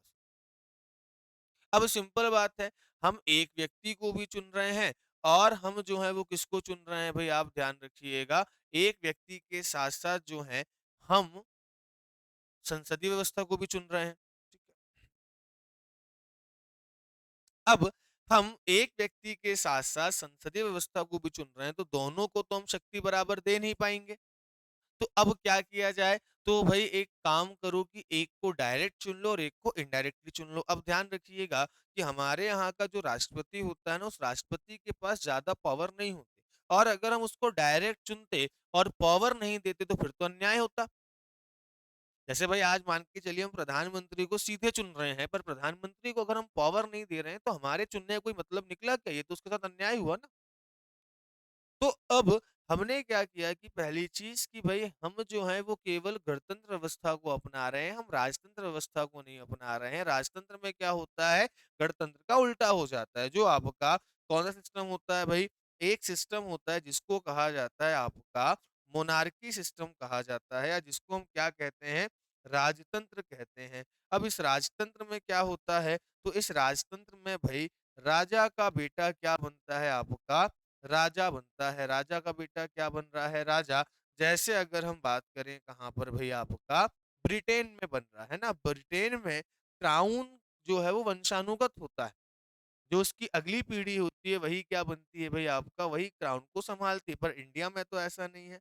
अब ध्यान रखिएगा, तो इंडिया में हमने कहा कि जब हमको राष्ट्रपति को पावर उतनी नहीं देनी है, तो हम क्यों उसका डायरेक्ट इलेक्शन कर कर जो है वो चुनाव का खर्च बढ़ाएं। और चुनाव तो सेकेंडरी चीज है। अगर हम डायरेक्ट इलेक्शन करवाएंगे तो ये गलत होगा, ये नैतिक रूप से गलत होगा कि हम उसको पावर ना दें। तो अब क्या किया जाए? तो भाई कहा कि इसका जो आप इलेक्शन करवा रहे हो ना भाई साहब, ये इलेक्शन कैसा करवा दो? ये इलेक्शन करवा दो आप इनडायरेक्ट। कैसा करवा दो? इनडायरेक्ट इलेक्शन करवा दो। या कैसा करवा दो भाई, अप्रत्यक्ष चुनाव करवा दो। अब अप्रत्यक्ष चुनाव कैसा होता है? तो ध्यान रखिए कि आपने अपने यहाँ पर जिस भी विधायक या सांसद को चुना है, वो क्या है? आपका प्रतिनिधि हुआ, रिप्रेजेंटेटिव हुआ। आपके क्षेत्र ने उसको बहुमत या आपके क्षेत्र ने उसको सबसे ज्यादा वोट दिए हैं, मतलब वो आपके एरिया को और आपको क्या कर रहा है? रिप्रेजेंट कर रहा है। यदि सरकार आपने किसी की बनाई है, सरकार कोई निर्णय ले रही है, इसका मतलब सरकार का वो आपका हर फैसले से आपकी क्या हो रही है? सहमति उसमें इंक्लूड है, क्योंकि तभी तो उनकी सरकार है। तो अब क्या हुआ कि भाई जिनको हम चुन रहे हैं, जिनको किसी क्षेत्र की जनता ने चुना है, वो व्यक्ति उस पूरी जनता का क्या कर रहा है? प्रतिनिधित्व कर रहा है, मतलब उनको लीड कर रहा है। उसका निर्णय उस पूरी जनता का निर्णय माना जाएगा। तो अब यहाँ पर ध्यान रखिएगा, यहाँ पर क्या होता है? अप्रत्यक्ष चुनाव होता है। और अप्रत्यक्ष चुनाव कैसा होता है? जहां पर जनता के द्वारा चुने हुए विधायक और जनता के द्वारा चुने हुए सांसद क्या करते हैं भाई? आपका वोट करते हैं। क्या करते हैं? वोट करते हैं। तो शासन में अब प्रधानमंत्री को या सॉरी राष्ट्रपति को वोट कौन कर रही है? जनता कर रही है। लेकिन जनता सीधे ना कर कर क्या कर रही है भाई? आपका अपने प्रतिनिधियों के माध्यम से कर रही है। लेकिन जो हेड ऑफ द स्टेट है, जो इंडिया का जो राष्ट्रपति है, ठीक ध्यान रखिएगा, इंडिया का जो कौन है भाई? प्रेसिडेंट है या जो राष्ट्रपति है, वो वंशानुगत नहीं होता, वो क्या होता है? इलेक्टेड होता है। तो भारत क्या है? आपका गणतंत्र है। लेकिन जैसे अगर हम ब्रिटेन की बात करें, तो ब्रिटेन में क्या है? दो है। जैसे हमारे यहाँ राष्ट्रपति है, वैसे वहां पर क्राउन है। और जैसे हमारे यहाँ संसद है, वैसे वहां पर भी क्या है? आपका संसद है। अब वहां पर जो मैन पावर होती है, जैसे हमारे यहाँ संसद के पास है, वहां पर भी संसद के पास है। अब जो है, आप ध्यान रखेंगे, सबसे जो राजतंत्र है ना, वो ब्रिटेन की एक विशेषता थी, जो मोनार्की सिस्टम था, वो ब्रिटेन की एक व्यवस्था थी। तो वो एक परंपरा के रूप में अपने क्राउन को रख रहे हैं, जो वंशानुगत होता है, या राजतंत्र को उन्होंने एक परंपरा के अनुसार जो है वो अपनाया है। वहां के भी जो क्राउन है, उसके पास आज के समय में कोई पावर नहीं है। वो केवल क्या करता है कि भाई एक मुखिया के रूप में बैठा हुआ है। तो वहां का जो मुखिया है, ब्रिटेन का जो मुखिया है, उसको चुना नहीं गया। वो क्या हो रहा है? वहां राजा का बेटा राजा हो रहा है। इट मीन्स वहां पर व्यवस्था कौन सी हो रही है आपकी? वहां पर राजतंत्र की व्यवस्था है। तो ऐसे आप ध्यान रखिएगा कि भाई जो आपका कभी कभी पूछ लेता है, तो इस चीज को ध्यान रखना। क्या ध्यान रखना? कि भाई ऐसे देश जहां पर लोकतंत्र भी है, डेमोक्रेसी भी है, प्लस क्या है भाई? आपका गणतंत्र भी है, जहां पर क्या है भाई? आपका रिपब्लिक सिस्टम भी है, मतलब जहां पर जो शासन की शक्ति है वो जनता के हाथ में। जनता प्रत्यक्ष या अप्रत्यक्ष रूप से शासन कर रही है, चाहे वो समूह को देकर शक्ति कर रही है, चाहे किसी व्यक्ति को शक्ति देकर कर रही है, पर शासन कौन कर रही है? जनता कर रही है। प्लस वहां का हेड ऑफ द स्टेट चुना हुआ होता है। तो ऐसे के उदाहरण आपका एक तो इंडिया ही हो जाएगा, है ना, और दूसरा क्या हो जाएगा भाई? यूएसए भी हो जाएगा। पर अगर हम बात करें कि अगर आपसे पूछ ले कि कहीं पर लोकतंत्र मतलब शक्ति जनता के हाथ में होगी, प्लस क्या पाया जाता हो? आपका राजतंत्र पाया जाता हो, मोनार्की सिस्टम पाया जाता है, तो हाँ भाई, ऐसा देश कौन सा है आपका? ब्रिटेन भी है, जापान भी है, जहां पर राजतंत्र व्यवस्था को अपनाया गया है। हालांकि उनके पास पावर नहीं है, पावर किसके हाथ में? जनता के पास में। और जनता जो है वो अपने प्रतिनिधियों को शक्ति देकर क्या करती है भाई? आपका जो है वो इस पावर का इस्तेमाल करती है।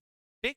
तो यहाँ पर लोकतंत्र भी हमने समझ लिया, रिपब्लिक सिस्टम भी हमने समझ लिया और साथ ही साथ में राजतंत्र व्यवस्था को भी हमने क्या कर लिया भाई, समझ लिया। तो अभी हमारी कितनी विशेषताएं हो गई भाई, दो। मैंने कहा था ना कि चैप्टर बहुत इंपॉर्टेंट है क्योंकि इसके अंदर आप एक एक शब्द का गंभीरता से अर्थ समझेंगे, है ना। अगर हमको अर्थ समझ में आ जाता है किसी चीजों का तो फिर हमको समस्या नहीं होती है। ठीक, चलिए।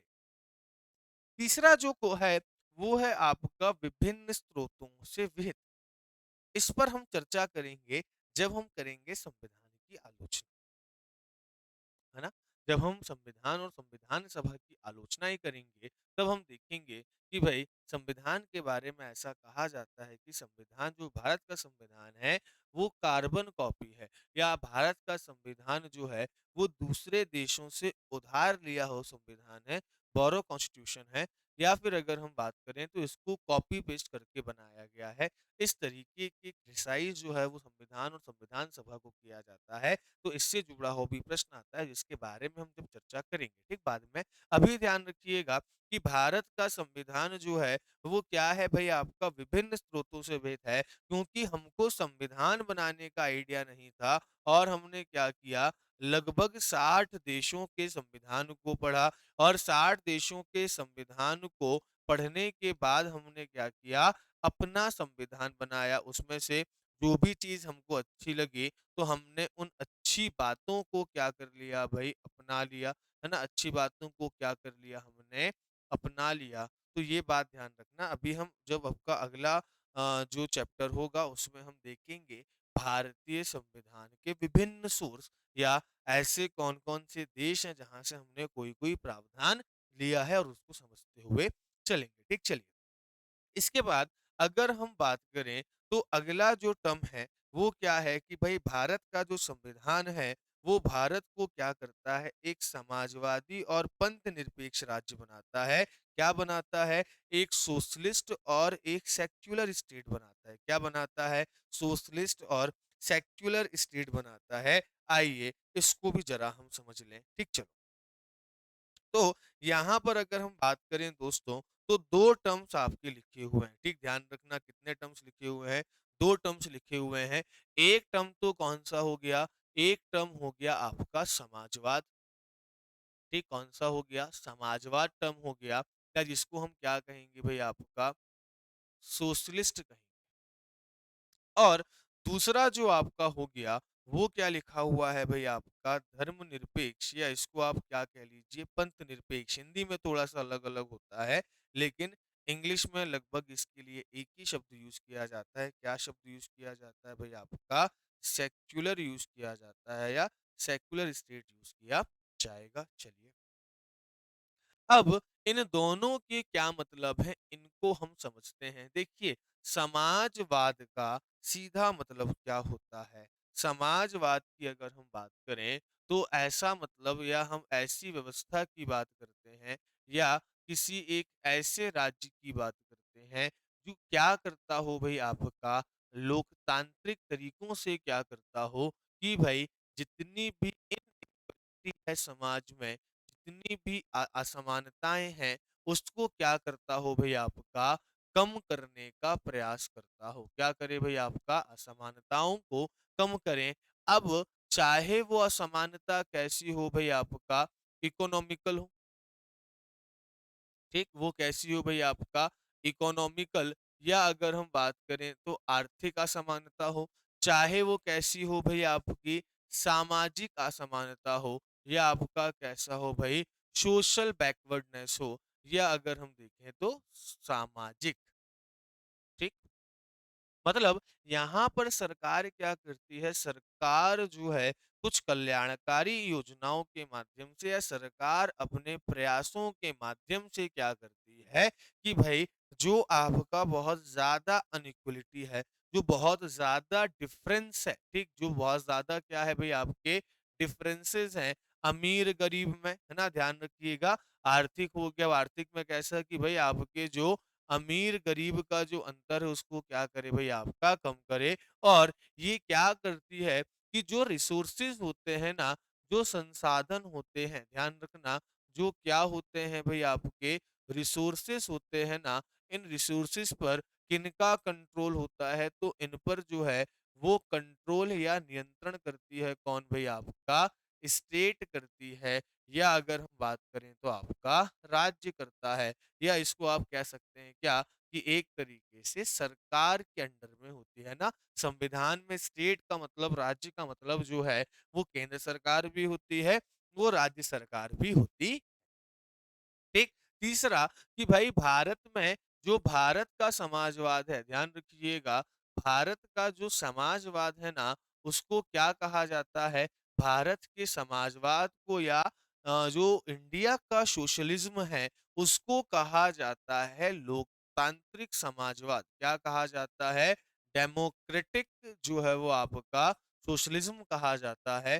तो भाई ध्यान रखिएगा, भारत का जो लोक आपका समाजवाद है, इसको हम क्या नाम दे रहे हैं? इसको ध्यान रखिएगा, इसको हम कह रहे हैं आपका डेमोक्रेटिक, डेमोक्रेटिक सोशलिज्म, है ना? और इसका मतलब क्या होता है? इसका मतलब होता है कि भई आपके सरकारी क्षेत्र, है ना? सरकारी क्षेत्र और जो निजी क्षेत्र हैं, ध्यान रखिएगा, जो निजी क्षेत्र हैं, ये क्या करते हैं भई? आपका मिलकर काम करते हैं। ठीक, चलिए इसके बाद अगर हम बात करें तो एक पॉइंट और ध्यान रखना, क्या ध्यान रखना? कि समाजवाद में सरकार का मेन उद्देश्य क्या होता है? कि जो अंतर है उनको कम करना। ठीक? तो ये क्या करती है, जो रिसोर्सेज़ होते हैं ना, उस रिसोर्सेज़ पर जो है वो एकाधिकार नहीं करने देती। कि समाजवाद का एक और जो है वो एक तरीके से हम देखें तो एक और पक्ष होता है जिसको हम कम्युनिज़्म कहते हैं, साम्यवाद कहते हैं। साम्यवाद जो है वो संघर्ष की बात करता है, वो वायलेंस की बात करता है। वो कहता है कि स्टेट होना ही नहीं चाहिए, जबकि समाजवाद ये कहता है कि भाई समाजवाद में जो स्टेट है ना, जो राज्य है ना, उसकी भूमिका एक वेलफेयर स्टेट की होती है, कल्याणकारी राज्य की होती है। तो देखिए, कम्युनिज्म एक साम्यवादी व्यवस्था है, वो भी असमानता को समाप्त करना चाहती है, और वो उसके लिए क्या कहती है कि भाई राज्य को खत्म कर दो, जितने भी रिसोर्सेज है वो जनता के हाथ में कर दो, जनता क्या कर देगी? उसको इक्वल इक्वल बांट लेगी। जबकि जो आपका समाजवाद व्यवस्था है, ये लोकतांत्रिक तरीके से समानता जो है वो लाना चाहती है, असमानताओं को कम करना चाहती है। उदाहरण के तौर पर अगर हम बात करें, तो सरकार किसकी भूमिका निभाती है भाई इसमें? जो सरकार है ना, ये सरकार एक, ध्यान रखिएगा, वेलफेयर स्टेट, या जिसको हम क्या कह सकते हैं, जिसके लिए हम एक टर्म यूज़ करेंगे, कल्याणकारी राज्य की भूमिका निभाती है। अब कैसे निभाती है? तो समझिएगा कि जैसे मानकर चलिए कोई अमीर व्यक्ति है, सरकार को वो क्या दे रहा है भई? आपका टैक्स दे रहा है। क्या दे रहा है? कर दे रहा है। किसको दे रहा है भई? गवर्नमेंट को दे रहा है। ठीक? अब ध्यान रखिए, गवर्नमेंट इस पैसे का क्या कर रही है? इस पैसे से जो है वो आपका अलग-अलग काम कर रही है, और उस काम में एक काम क्या होता है भई? आपका योजना बनाती है, या अगर हम बात करें तो कुछ आपकी क्या निकालती है भई? स्कीम्स निकालती है। और इस स्कीम का जो बेनिफिट होता है, इस स्कीम का जो लाभ होता है, जो बेनिफिट होता है, ये लाभ किसको मिलता है? तो जो आपका लोअर ग्रुप है ना? या जो आपका लोअर सोसाइटी है, या जिसको हम कह सकते हैं कि पुअर पीपल है, या समाज का जो निम्न वर्ग है ना, उसको क्या मिलता है? इसका लाभ मिलता है।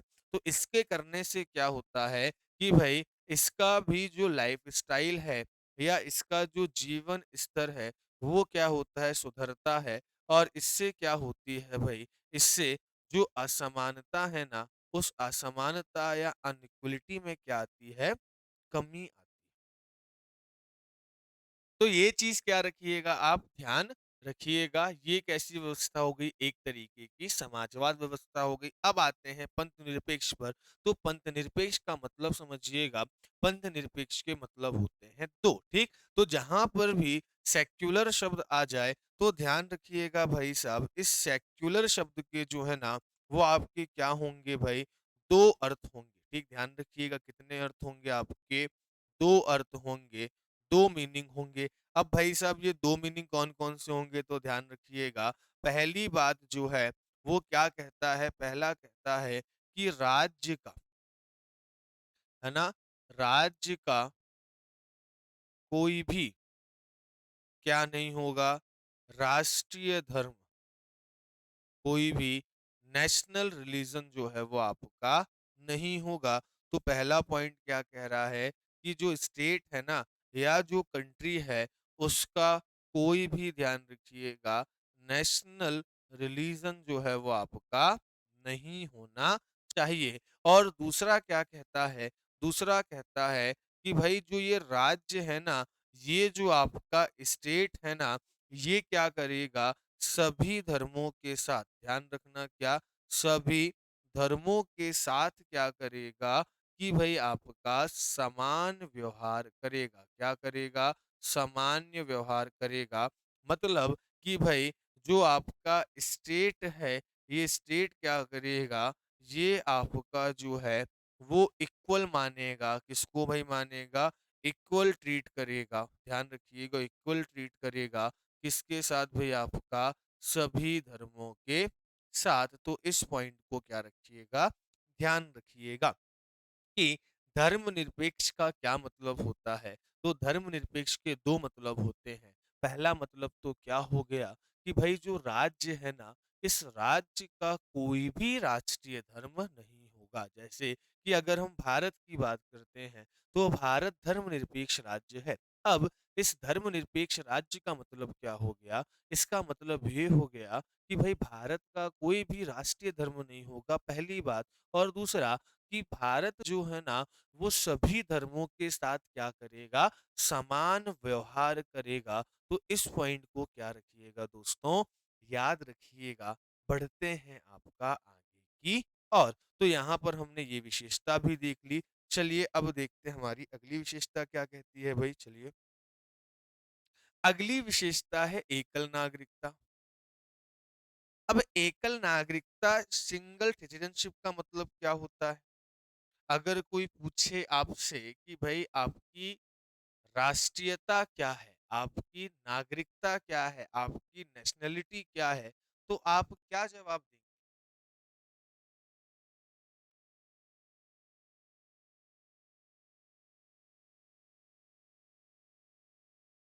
चलिए, अगर आपसे कोई ये पूछता है कि आपकी राष्ट्रीयता क्या है, आपकी नेशनलिटी क्या है, तो चाहे आप मध्य प्रदेश से हो, चाहे आप बिहार से हो या भारत के किसी भी स्टेट से हो, आप क्या कहोगे कि गर्व से कहिए हम भारतीय हैं, वी आर इंडियंस।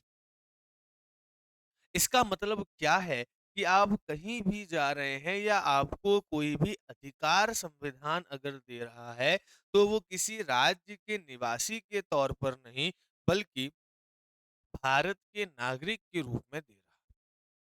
तो इसीलिए हम क्या कहेंगे कि भाई जो भारत है ना, भारत के जितने भी लोग हैं, उनके पास एक ही नागरिकता है, वो क्या है, आपकी भारतीय। क्या आपके पास मध्य प्रदेश की कोई नागरिकता है क्या?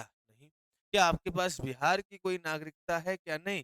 आपके पास वहाँ की स्थानीयता हो सकती है, वहाँ पर आपके पास जो है वहाँ की लोकेलिटी हो सकती है, परंतु नागरिकता नहीं हो सकती। नागरिकता जो है वो आपको केवल भारत की प्राप्त होती है।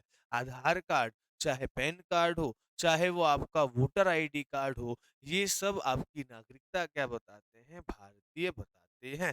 जैसे अगर हम यूएसए की बात करें या अमेरिका की बात करें, तो अमेरिका में क्या होता है, अमेरिका में वहाँ के नागरिकों के पास दो तरीके की क्या होती है भाई, नागरिकता होती है। दो तरीके कौन सी, तो एक तो यूएसए की नागरिकता क्यों होती है समझिएगा कि भाई अगर हम बात करें तो भारत और अमेरिका में अलग-अलग राज्य हैं, लेकिन दोनों के बनने का तरीका अलग-अलग है।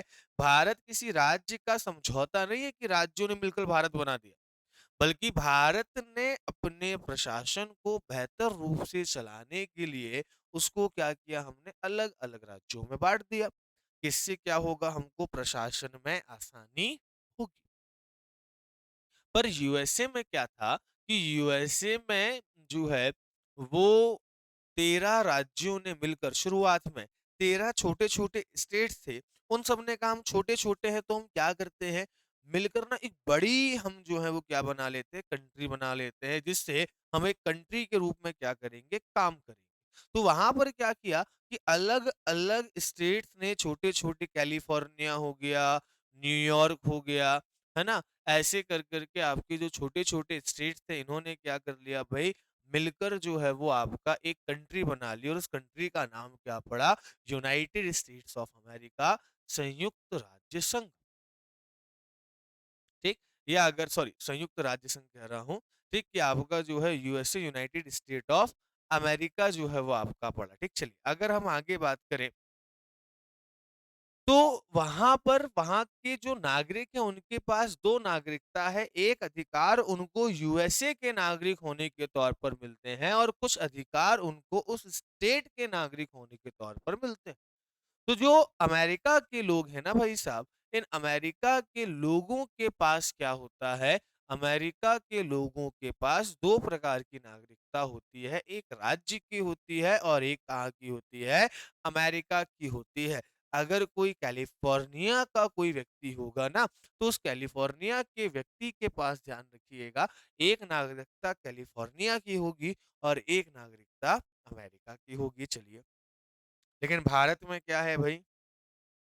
केवल एक ही नागरिकता है कि आप क्या कहलाएँगे भाई, कहीं से भी हों गर्व से कहिए हम भारतीय हैं। चलिए, आगे अगर हम बात करें, तो आगे एक और विशेषता है। क्या विशेषता कह रहा है भाई? ये कह रहा है कि भारत का जो संविधान है ना, ये कठोर और लचीलेपन का क्या है भई? समन्वय है। क्या है? कठोर और लचीलेपन का समन्वय है। Combination of rigidity and flexibility.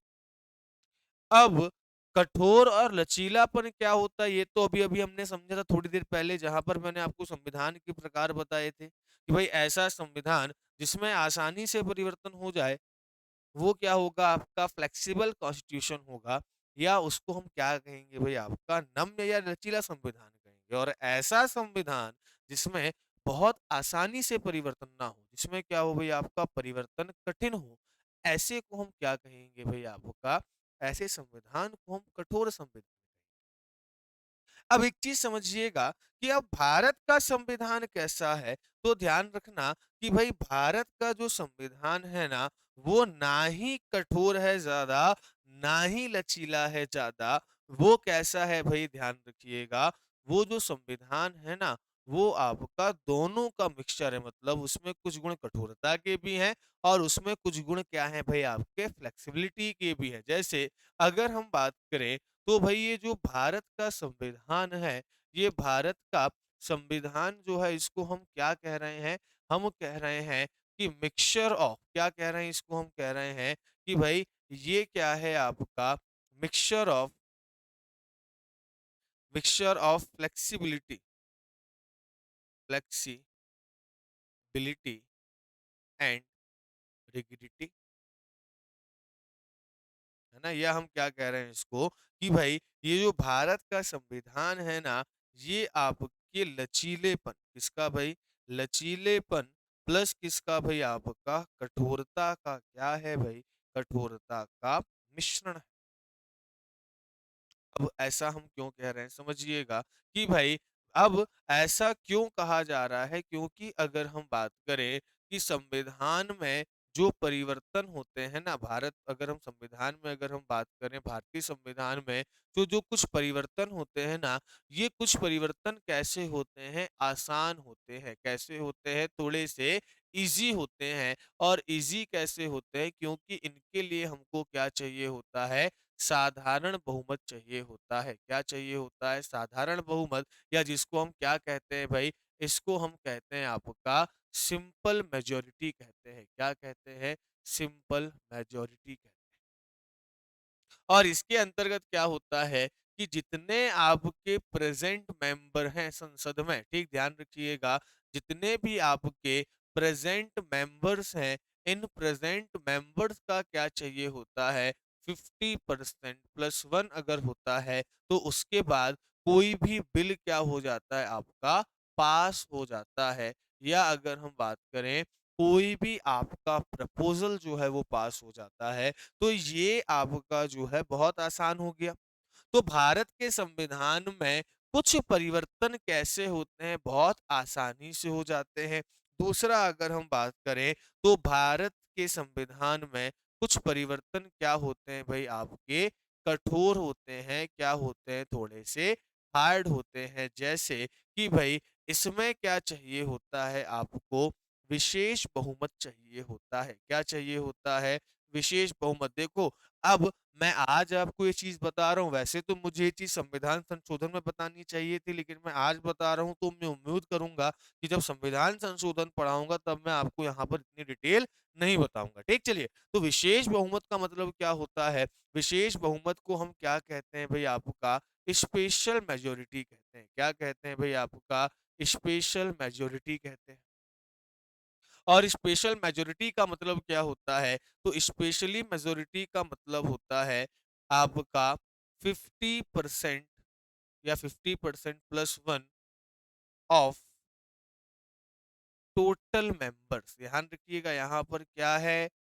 Total members है। ठीक, यहाँ पर 50+1 किसका है भाई? आपके प्रेजेंट मेंबर का है। यहाँ पर किसका है? टोटल मेंबर्स का है। ठीक, और साथ ही साथ में इतना ही नहीं, अभी और रुक जाओ भाई, प्लस प्लस जो है वो आपका 2/3 वोट ऑफ प्रेजेंट मेंबर। अब ध्यान रखना, सिंपल मेजोरिटी में अगर हम बात करें तो सिंपल मेजोरिटी में जो है वो आपका प्रेजेंट और वोट करने वाले लोगों का ½ + 1 चाहिए था। मतलब अगर संसद में 545 लोग हैं, उसमें से 543 अगर मान लीजिए आपका जो है अभी मेंबर्स हैं, तो जितने लोग वहां पर वोट करने वाले हैं, जैसे मानकर चलिए एक एग्जाम्पल के फॉर्म में कि भाई अगर हम देखें तो संसद में आपका 545 मेंबर्स हो रहे हैं। अब इन 545 मेंबर्स में अगर हम बात करें, ठीक, कि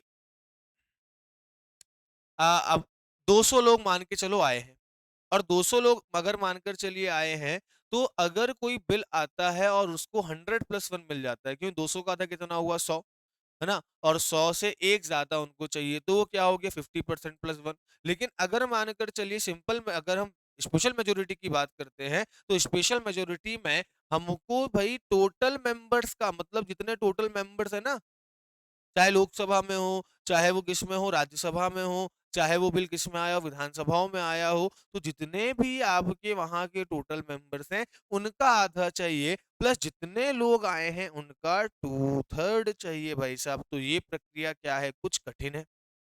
और तीसरी प्रक्रिया तो भाई क्या है? अगर हम बात करें तो तीसरी प्रक्रिया जो आपकी होगी वो और ज्यादा कठिन है, और ज्यादा हार्ड है। कैसे?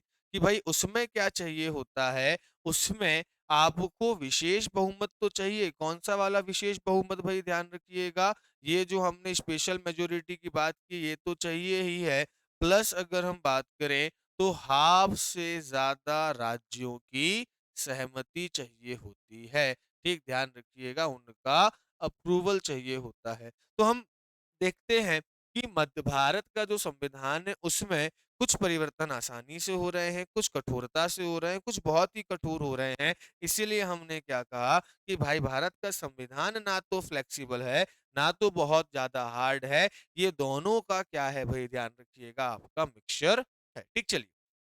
इसके बाद अगला पॉइंट क्या है भाई आपका? एकीकृत और स्वतंत्र न्यायपालिका, मतलब इंटीग्रेटेड एंड इंडिपेंडेंट अब जो है वो जुडिशरी। अब इसका अर्थ क्या होता है समझिए, यहाँ पर दो शब्द का यूज किया गया है। भाई साहब ये दो शब्द कौन कौन से हैं जरा देख लेते हैं। इसमें हमने क्या कहा कि भाई भारत की जो जुडिशरी है, भारत की जो जुडिशरी है, या अगर हम बात करें भारत की जो न्यायपालिका है, ये न्यायपालिका कैसी है? इसके लिए पहला टर्म बताया गया कि ये कैसी है भाई आपकी जो है वो इंटीग्रेटेड है। मतलब कैसी हो गई कि भाई ये आपकी एकीकृत है। और दूसरा क्या कह दिया गया है? दूसरा कह दिया गया है कि ये भाई आपका इंडिपेंडेंट है। क्या है भाई आपका? इंडिपेंडेंट है। या क्या है भाई आपका स्वतंत्र है। अब इन दोनों के मतलब समझ लेते हैं क्या होता है। एकीकृत का मतलब होता है जहाँ पर कोई क्या हो भाई आपका सर्वोच्च हो, है ना? कोई ना कोई क्या हो भाई आपका आपका जो है वो टॉप पर। अब इंटीग्रेट मतलब कैसे? कि अगर हम बात करते हैं किसकी भाई, भारतीय न्याय व्यवस्था की बात करते हैं, तो हम देखते हैं कि भाई यहाँ पर सबसे टॉप में कौन बैठा हुआ है? सुप्रीम कोर्ट बैठा हुआ है। कौन बैठा हुआ है भाई आपका? सुप्रीम कोर्ट बैठा हुआ है, सर्वोच्च न्यायालय बैठा हुआ है सबसे टॉप पर। इसके बाद उसके नीचे स्टेट्स में क्या होते हैं भाई ध्यान रखिएगा, हाई कोर्ट्स होते हैं, या अगर हम बात करें तो उच्च न्यायालय होते हैं। और उसके नीचे आपके डिस्ट्रिक्ट लेवल पर क्या होते हैं भाई, आपके डिस्ट्रिक्ट लेवल पर अगर हम बात करें तो आपके सब ऑर्डिनरी कोर्ट्स होते हैं, या जिसको हम क्या कहते हैं, अधीनस्थ न्यायालय कहते हैं। तो आप देखिए कि यहाँ पर कोई ना कोई टॉप टॉप पर है, मतलब इंट्रीग्रेटेड सिस्टम है।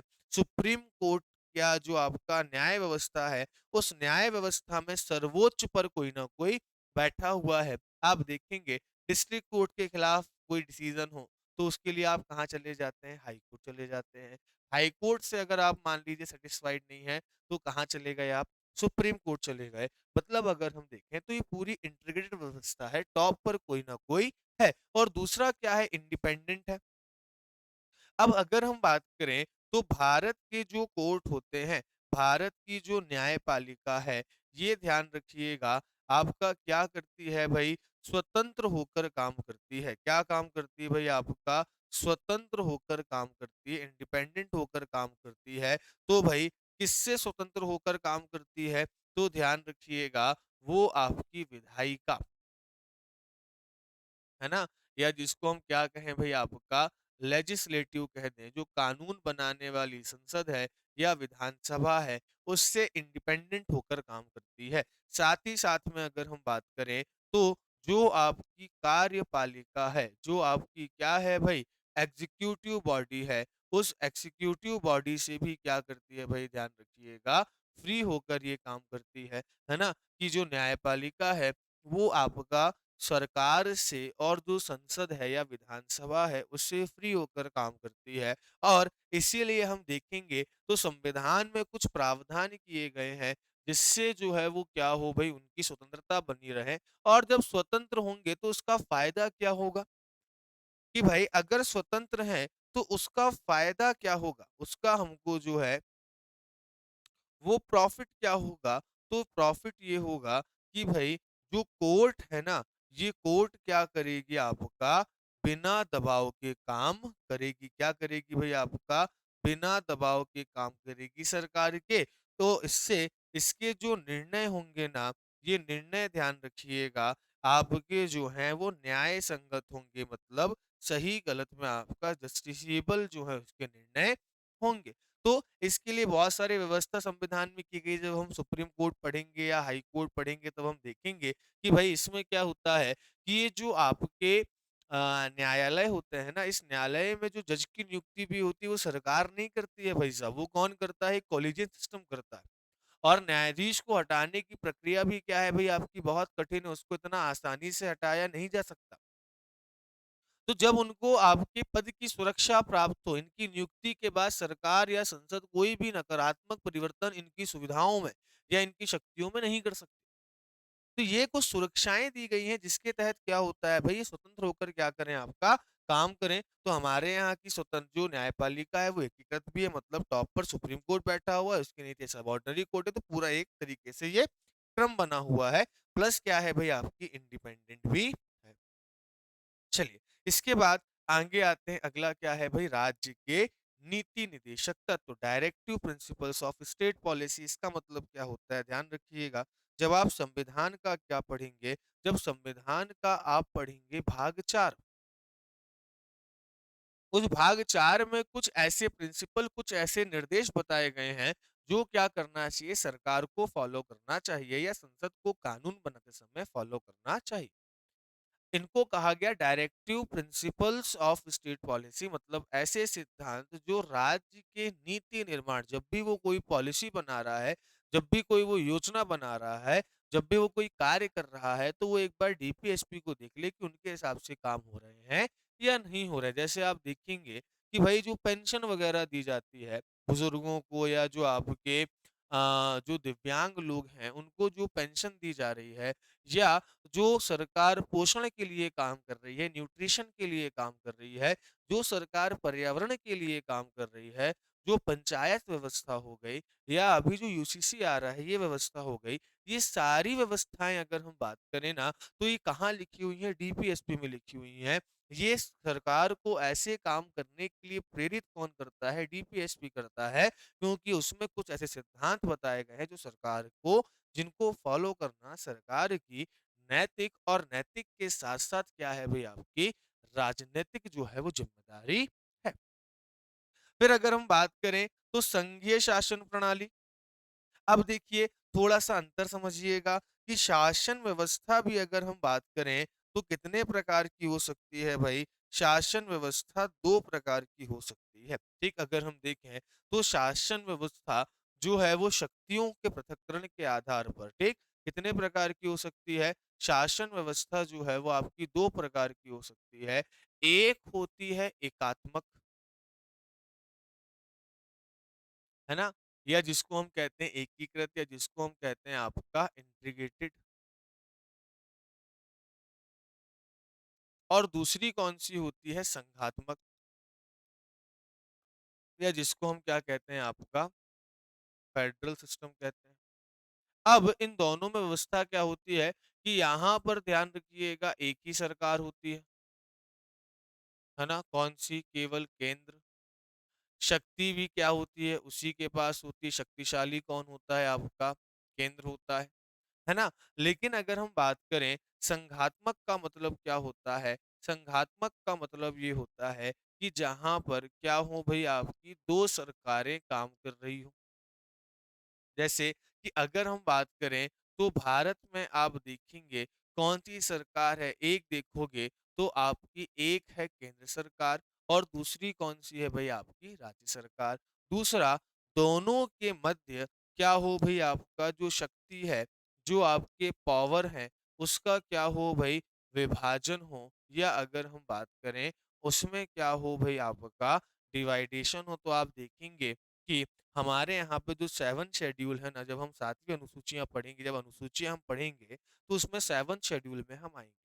और उस 7th शेड्यूल में हम देखेंगे कि भारत के संविधान में जो है वो 3 प्रकार के विषय बताए गए हैं, 3 प्रकार की लिस्ट है। एक है यूनियन लिस्ट, संघ सूची, और संघ सूची में वो विषय दिए गए हैं जिसमें क्या होता है भई, अगर हम बात करें, उस विषय में अगर हम देखेंगे तो संघ काम करता है, संघ कानून बनाता है, या संघ उस विषय से जुड़े हुए प्रशासन देखता है। दूसरी राज्य सूची होती है इसी प्रकार में, जिसमें राज्य कानून बनाता है या काम करता है। और तीसरा संवर्ती सूची होती है। संवर्ती सूची का मतलब क्या हो गया कि जहाँ पर अगर हम बात करें तो संघ और राज्य दोनों मिलकर क्या करते हैं, उस पर काम करते हैं, कानून बनाते हैं। तो भई ध्यान रखिएगा संघात्मक व्यवस्था में, ध्यान रखिएगा संविधान क्या होगा आपका सर्वोच्च होगा। क्या होगा भई आपका संविधान सर्वोच्च होगा, और उनके बीच में जो है वो शक्तियों का बँटवारा आपका विधिवत रूप से जो है वो होगा। इस पॉइंट को क्या रखिएगा, आप ध्यान रखिएगा। चलिए अगली व्यवस्था की बात करते हैं। तो अगला है सरकार का संसदीय रूप, ठीक? तो इसको भी एक बार समझ लेते हैं कि सरकार का संसदीय रूप जो है वो क्या होता है। देखिए, अगर हम सरकार की बात करें ना, तो एक तो एकात्मक व्यवस्था हो गई, दूसरा क्या हो गया भई आपका जो है संघात्मक व्यवस्था हो गई। दूसरा अगर हम बात करें कि जो जनता है, ठीक? ध्यान रखिएगा कि जो शक्ति है ना, वो जनता ने किसको दी है, ठीक? शक्ति जो है वो किसके पास है, या शासन जो है वो कौन कर रहा है, ठीक? गवर्नेंस या रूल जो है वो कौन कर रहा है? क्या वो एक व्यक्ति कर रहा है? क्या वो एक व्यक्ति कर रहा है, या अगर हम बात करें तो कोई ग्रुप कर रहा है, या कोई समूह कर रहा है ना? या कोई ग्रुप कर रहा है। अब अगर आप जैसे कहाँ देखेंगे, अमेरिका में देखेंगे, अब वहाँ पर डेमोक्रेसी है। जनता क्या कर रही है, राष्ट्रपति का चुनाव कर रही है और राष्ट्रपति जो है वो क्या करता है, पूरा शासन डायरेक्ट खुद चला रहा होता है। तो ऐसी व्यवस्था को जहां पर एक ही व्यक्ति शासन करे, उसको क्या कहते हैं, अध्यक्षात्मक व्यवस्था कहते हैं, या उसको हम क्या कहते हैं, आपका प्रेसिडेंशियल सिस्टम कहते हैं। ठीक, ध्यान रखिएगा, उसको हम क्या कहते हैं, प्रेसिडेंशियल सिस्टम कहते हैं। और इसमें ध्यान रखिएगा, जैसे ये कहाँ पाया जाता है भाई, आपका यूएसए में पाया जाता है। अब अगर हम बात करें तो भाई समूह में क्या होता है, ये पूरी जो आपका ग्रुप है वो हम शक्ति किसको देते हैं, किसी मंत्री परिषद या समूह को देते हैं। जैसे कि एग्जाम्पल के तौर पर बात करें, है ना, जैसे हम एग्जाम्पल के तौर पर बात करें तो भाई इंडिया है। एक इंडिया में क्या होता है कि जनता जो है, पब्लिक जो है वो क्या करती है, पब्लिक जो है वो आपकी किसी एरिया की पब्लिक जो है वो किसी एमएलए या किसको चुनती है, एमपी को चुनती है। ठीक है, क्या कर रही है, किसी एमएलए या एमपी को चुन रही है। ऐसे बहुत सारे एमएलए या एमपी जो है वो कहाँ जा रहे हैं, या तो संसद में पहुंच रहे हैं, या कहाँ पहुंच रहे हैं भाई, आपके विधानसभा में पहुंच रहे हैं। जैसे आपके एरिया का एक विधायक हो गया, वैसे बहुत सारे एरियो का कोई ना कोई विधायक होगा। तो वो सारे कहाँ पहुंच रहे हैं भाई, आपका किसी ना किसी जो है वो आपका संसद या विधानसभा में पहुंच रहे हैं। अब उनका संबंध किसी ना किसी पार्टी से होगा। तो अब ध्यान रखिएगा कि जिस पार्टी के, ध्यान रखना, जिस पार्टी के ज्यादा विधायक या सांसद होंगे, या कहा जाए जिसके पास क्या होगा, मेजोरिटी होगी, बहुमत होगा, जिसके पास जो है वो आधे से ज्यादा सांसद, मतलब जितनी टोटल सीट्स हैं उनके आधे से ज्यादा सांसद हो या विधायक हो, उसकी क्या बनती है, अब सरकार बनती है। और सरकार में जो है वो ध्यान रखिएगा, काम कौन करता है, जिसका बहुमत हो गया वो कौन बनाएगा, आपका सरकार बनाएगा। ठीक, तो ध्यान रखिएगा क्या करेगा, सरकार बनाएगा, जिस पार्टी के पास ज्यादा क्या मिल गए भाई, आपके विधायक या सांसद मिल गए। अब बात यह है कि अब अगर हम देखें तो भाई जो संसद में जो आपका अगर देखा जाए कि जो आपके लोकसभा, जैसे मानकर चलिए, लोकसभा मानकर चलिए या कोई विधानसभा मानकर चलिए, अब एग्जाम्पल के फॉर्म पर मानकर चलिए कि भाई वहां पर 400 सीटें हैं। अब 400 सीटों में से भाई कौन सा दल विजयी होगा, जिसके पास 200 से ज्यादा सीटें आएंगी। अब क्या 200 के 200 लोग मिलकर सरकार चला लेंगे, क्या नहीं चलाएंगे, तो कंट्रोल करने का काम कौन करेगी, संसद करेगी। पर अब उसमें से क्या होंगे, कुछ व्यक्तियों को क्या बनाया जाएगा, कुछ लोगों को, ध्यान रखिएगा, क्या बनाया जाएगा, आपका मंत्री बनाया जाएगा। और ये मंत्री क्या करेंगे, ध्यान रखिएगा, ये मंत्री लोग जो है ना, ये क्या कहलाती है, मंत्री परिषद कहलाएगी। क्या कहलाएगी भाई, मंत्री परिषद कहलाएगी, या इसको हम क्या कहेंगे, काउंसिल ऑफ मिनिस्टर कहेंगे। वापस समझा देता हूँ, हमने क्या किया भाई, देखो यहाँ तो क्लियर था कि हमने जो है वो जनता ने क्या किया, वहां पर जनता ने जो है वो वोट किसको दिया भाई, आपका एक ही व्यक्ति को दिया, तो वो क्या कर रहा है, रूल चला रहा है, प्रेसिडेंशियल सिस्टम हो गया। पर संसदात्मक व्यवस्था में क्या होता है कि हर एरिया से कुछ रिप्रेजेंटेटिव खड़े होते हैं, हम उन रिप्रेजेंटेटिव को चुनकर जो है वो संसद में या विधानसभा में भेजते हैं। जिस पार्टी के पास ज्यादा सांसद या बहुमत, आपका सांसद या विधायक हुए, जिस भी पार्टी के पास लोकसभा या जो आपका विधानसभा है वहां की ज्यादा सीटें होती हैं, वो क्या करता है, अपनी सरकार बनाता है। अब सरकार के सभी व्यक्ति जो हैं वो तो आपका शासन चला नहीं सकते, सभी को तो हम मंत्री बना नहीं सकते। तो हम क्या करते हैं, कुछ लोग को मंत्री बनाते हैं, जितने टोटल मेंबर्स उनका 15% उनको क्या बनाया जाता है, मंत्री बनाया जाता है। उसको हम क्या कहते हैं, काउंसिल ऑफ मिनिस्टर, या इसी को हम क्या कहते हैं, सरकार कहते हैं। तो यहाँ पर हमने जो पावर दे के रखी है वो ग्रुप को देकर रखी है। प्रधानमंत्री भी तब तक आपका जो है वो पीएम है या आपका काम कर सकता है जब तक उसके पास क्या है, बहुमत है। तो हमने जो है ना वो शक्ति जो है लोकसभा को देकर रखी है। हमारे प्रतिनिधि कहाँ बैठे हैं, लोकसभा में बैठे हुए हैं। तो जो पावर दी है हमने किसको दी है, एक समूह को दी है, वो समूह आपका काम कर रहा है। तो ऐसी व्यवस्था को हम क्या कहते हैं भाई, संसदीय व्यवस्था कहते हैं, ध्यान रखिएगा। ठीक, चलिए बढ़ते हैं आपका आगे दोस्तों। इसके बाद अगला है न्यायिक पुनरावलोकन। क्या है भाई आपका न्यायिक पुनरावलोकन? अब न्यायिक पुनरावलोकन का मतलब क्या होता है, या अगर हम बात करें तो जुडिशियल रिव्यू का मतलब क्या होता है? ठीक, चलिए। तो अब अगर हम बात करें किसकी भाई, जुडिशियल रिव्यू की बात करें, या हम बात करते हैं न्यायिक पुनरावलोकन की, इसका मतलब क्या होता है समझिएगा। न्यायिक पुनरावलोकन मतलब कि जस्टिस को एक बार वापस देखना। पुनरावलोकन मतलब क्या होता है, वापस देखना। तो रिव्यू का मतलब क्या हो गया, फिर से देखना। अब एक चीज समझिएगा कि कोर्ट में जो भी लोग बैठे हुए हैं वो क्या है भाई, कोर्ट में जज बैठे हैं। जज क्या है, आपके इंसान है, और वो डिसीजन किसके आधार पर दे रहे हैं, सबूतों के आधार पर दे रहे हैं, गवाहों के आधार पर दे रहे हैं। अब मानकर चलिए कि कोई ऐसा केस होता है जिसमें किसी ए व्यक्ति को, जो ए और बी के बीच कोई केस चल रहा है, और उस ए व्यक्ति को जो है वो सबूतों और गवाहों के आधार पर क्या कर दी जाती है भाई, सजा दे दी जाती है कि उसको 7 साल की सजा दे दी गई। अब बाद में क्या होता है कि कोई नया फैक्ट उस इंक्वायरी में आता है, कुछ नए तथ्य सामने आते हैं, और उन ये तथ्यों से ये पता चलता है कि भाई जो ए व्यक्ति जिसको हमने सजा दी थी वो तो गुनहगार नहीं है, गुनहगार कोई और है।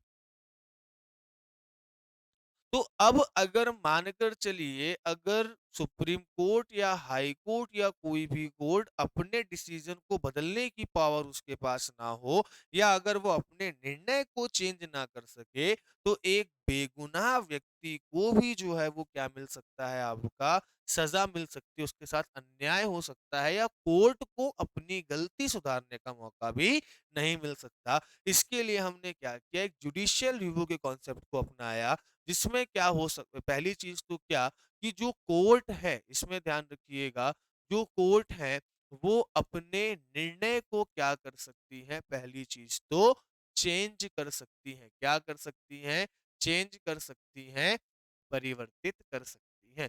दूसरा पॉइंट क्या है, दूसरा पॉइंट ये है कि जब भी कोई कानून बनता है तो उस कानून के बनने की एक प्रक्रिया होती है कि पहले या तो वो संसद के एक सदन में आएगा, लोकसभा या राज्यसभा में आएगा, वहां से जब पास होगा तो दूसरे हाउस में जाएगा, राज्यसभा या लोकसभा में जाएगा, जो भी सेकंड हाउस है, और उसके बाद कहाँ जाएगा, राष्ट्रपति के पास जाएगा। पास होने के बाद जब राष्ट्रपति हस्ताक्षर कर देगा तो वो क्या बन जाएगा, कानून बन जाएगा।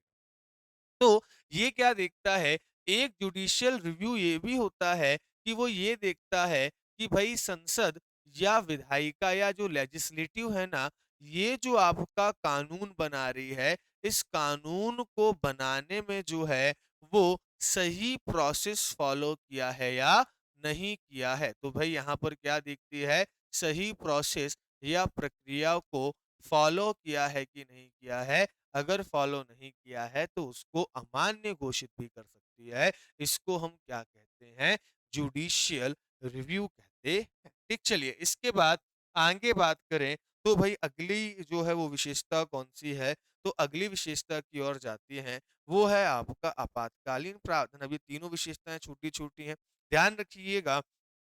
संविधान का जो पार्ट 18 है, उस 18 में आर्टिकल 352 से, चलिए यहाँ पर पेन ठीक से नहीं चल रहा है, चलिए। तो ध्यान रखना, क्या ध्यान रखना कि भाई साहब जो आपका कौन सा पार्ट है, पार्ट 18। ठीक, पार्ट 18 में ध्यान रखिएगा, पार्ट 18 में आर्टिकल कहाँ से कहाँ तक है, 352 से लेकर 360। और इसमें क्या है, 360 तक ध्यान रखिएगा, यहाँ तक कुछ इमरजेंसी प्रोविजंस की बात की गई है, कुछ आपातकालीन जो आपकी प्रावधान है उनकी बात की गई है। अब इमरजेंसी क्या है, तो कुछ आपकी विकट परिस्थितियां, कुछ आपकी ऐसी परिस्थितियां जहां पर थोड़ा बहुत संकट हो, जैसे युद्ध के समय हो गया, या मान के चलिए कभी देश में बहुत बड़ा आपका जो है वो सशस्त्र विद्रोह हो गया, है ना, विथ आर्म रेवोल्यूशन हो गया, तो ऐसी परिस्थितियाँ, ऐसी संकटमय परिस्थितियों को हम क्या कहते हैं, हम ऐसी संकटमय परिस्थितियों से निपटने के लिए हमने क्या किया, आपातकालीन प्रावधानों को जो है वो क्या कर दिया, आपका लागू कर दिया।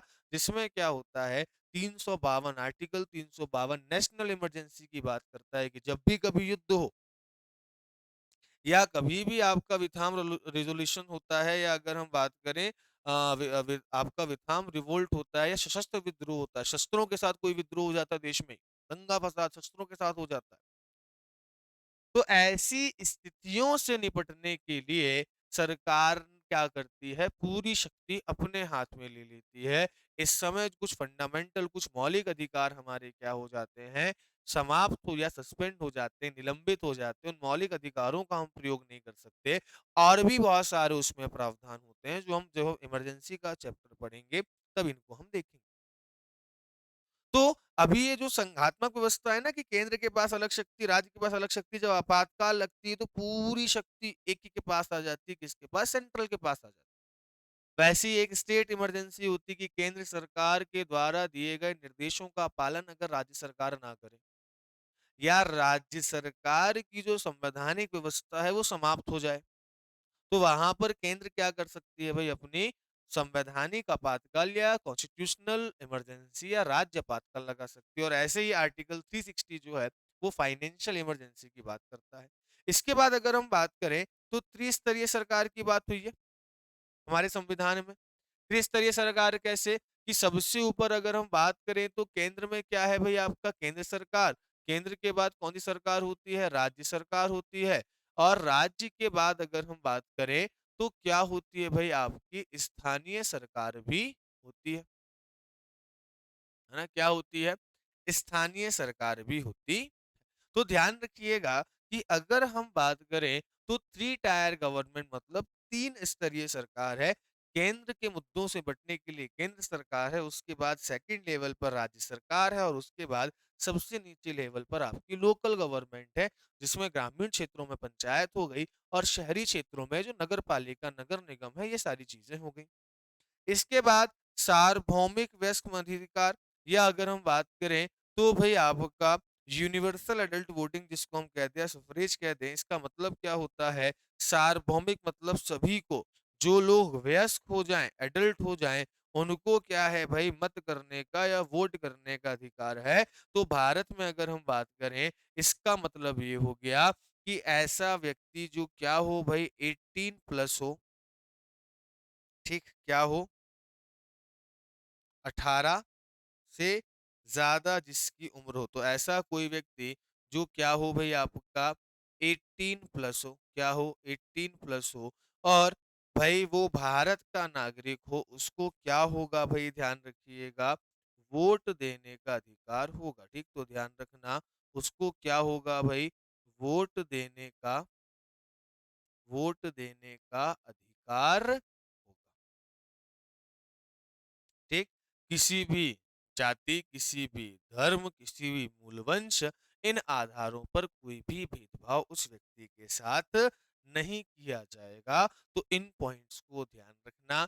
यहाँ पर आज हम भारत के संविधान की जो प्रमुख विशेषताएं हैं उनको हम करते हैं समाप्त, है ना। अब इसके बाद हम जो हैं वो अगले लेक्चर में देखेंगे कि कौन कौन से सोर्स थे, कहाँ-कहाँ से हमने क्या-क्या लिया, किस-किस देश से हमने जो है वो कौन-कौन से प्रावधान लिए, और अगर हमारे पास समय रहा अगले लेक्चर में तो हम संविधान सभा और संविधान की आलोचनाएं भी देख लेंगे, और फिर उस टॉपिक को हम खत्म करेंगे। तो मिलते हैं दोस्तों बहुत जल्द, तब तक के लिए जय हिंद, धन्यवाद, नमस्ते।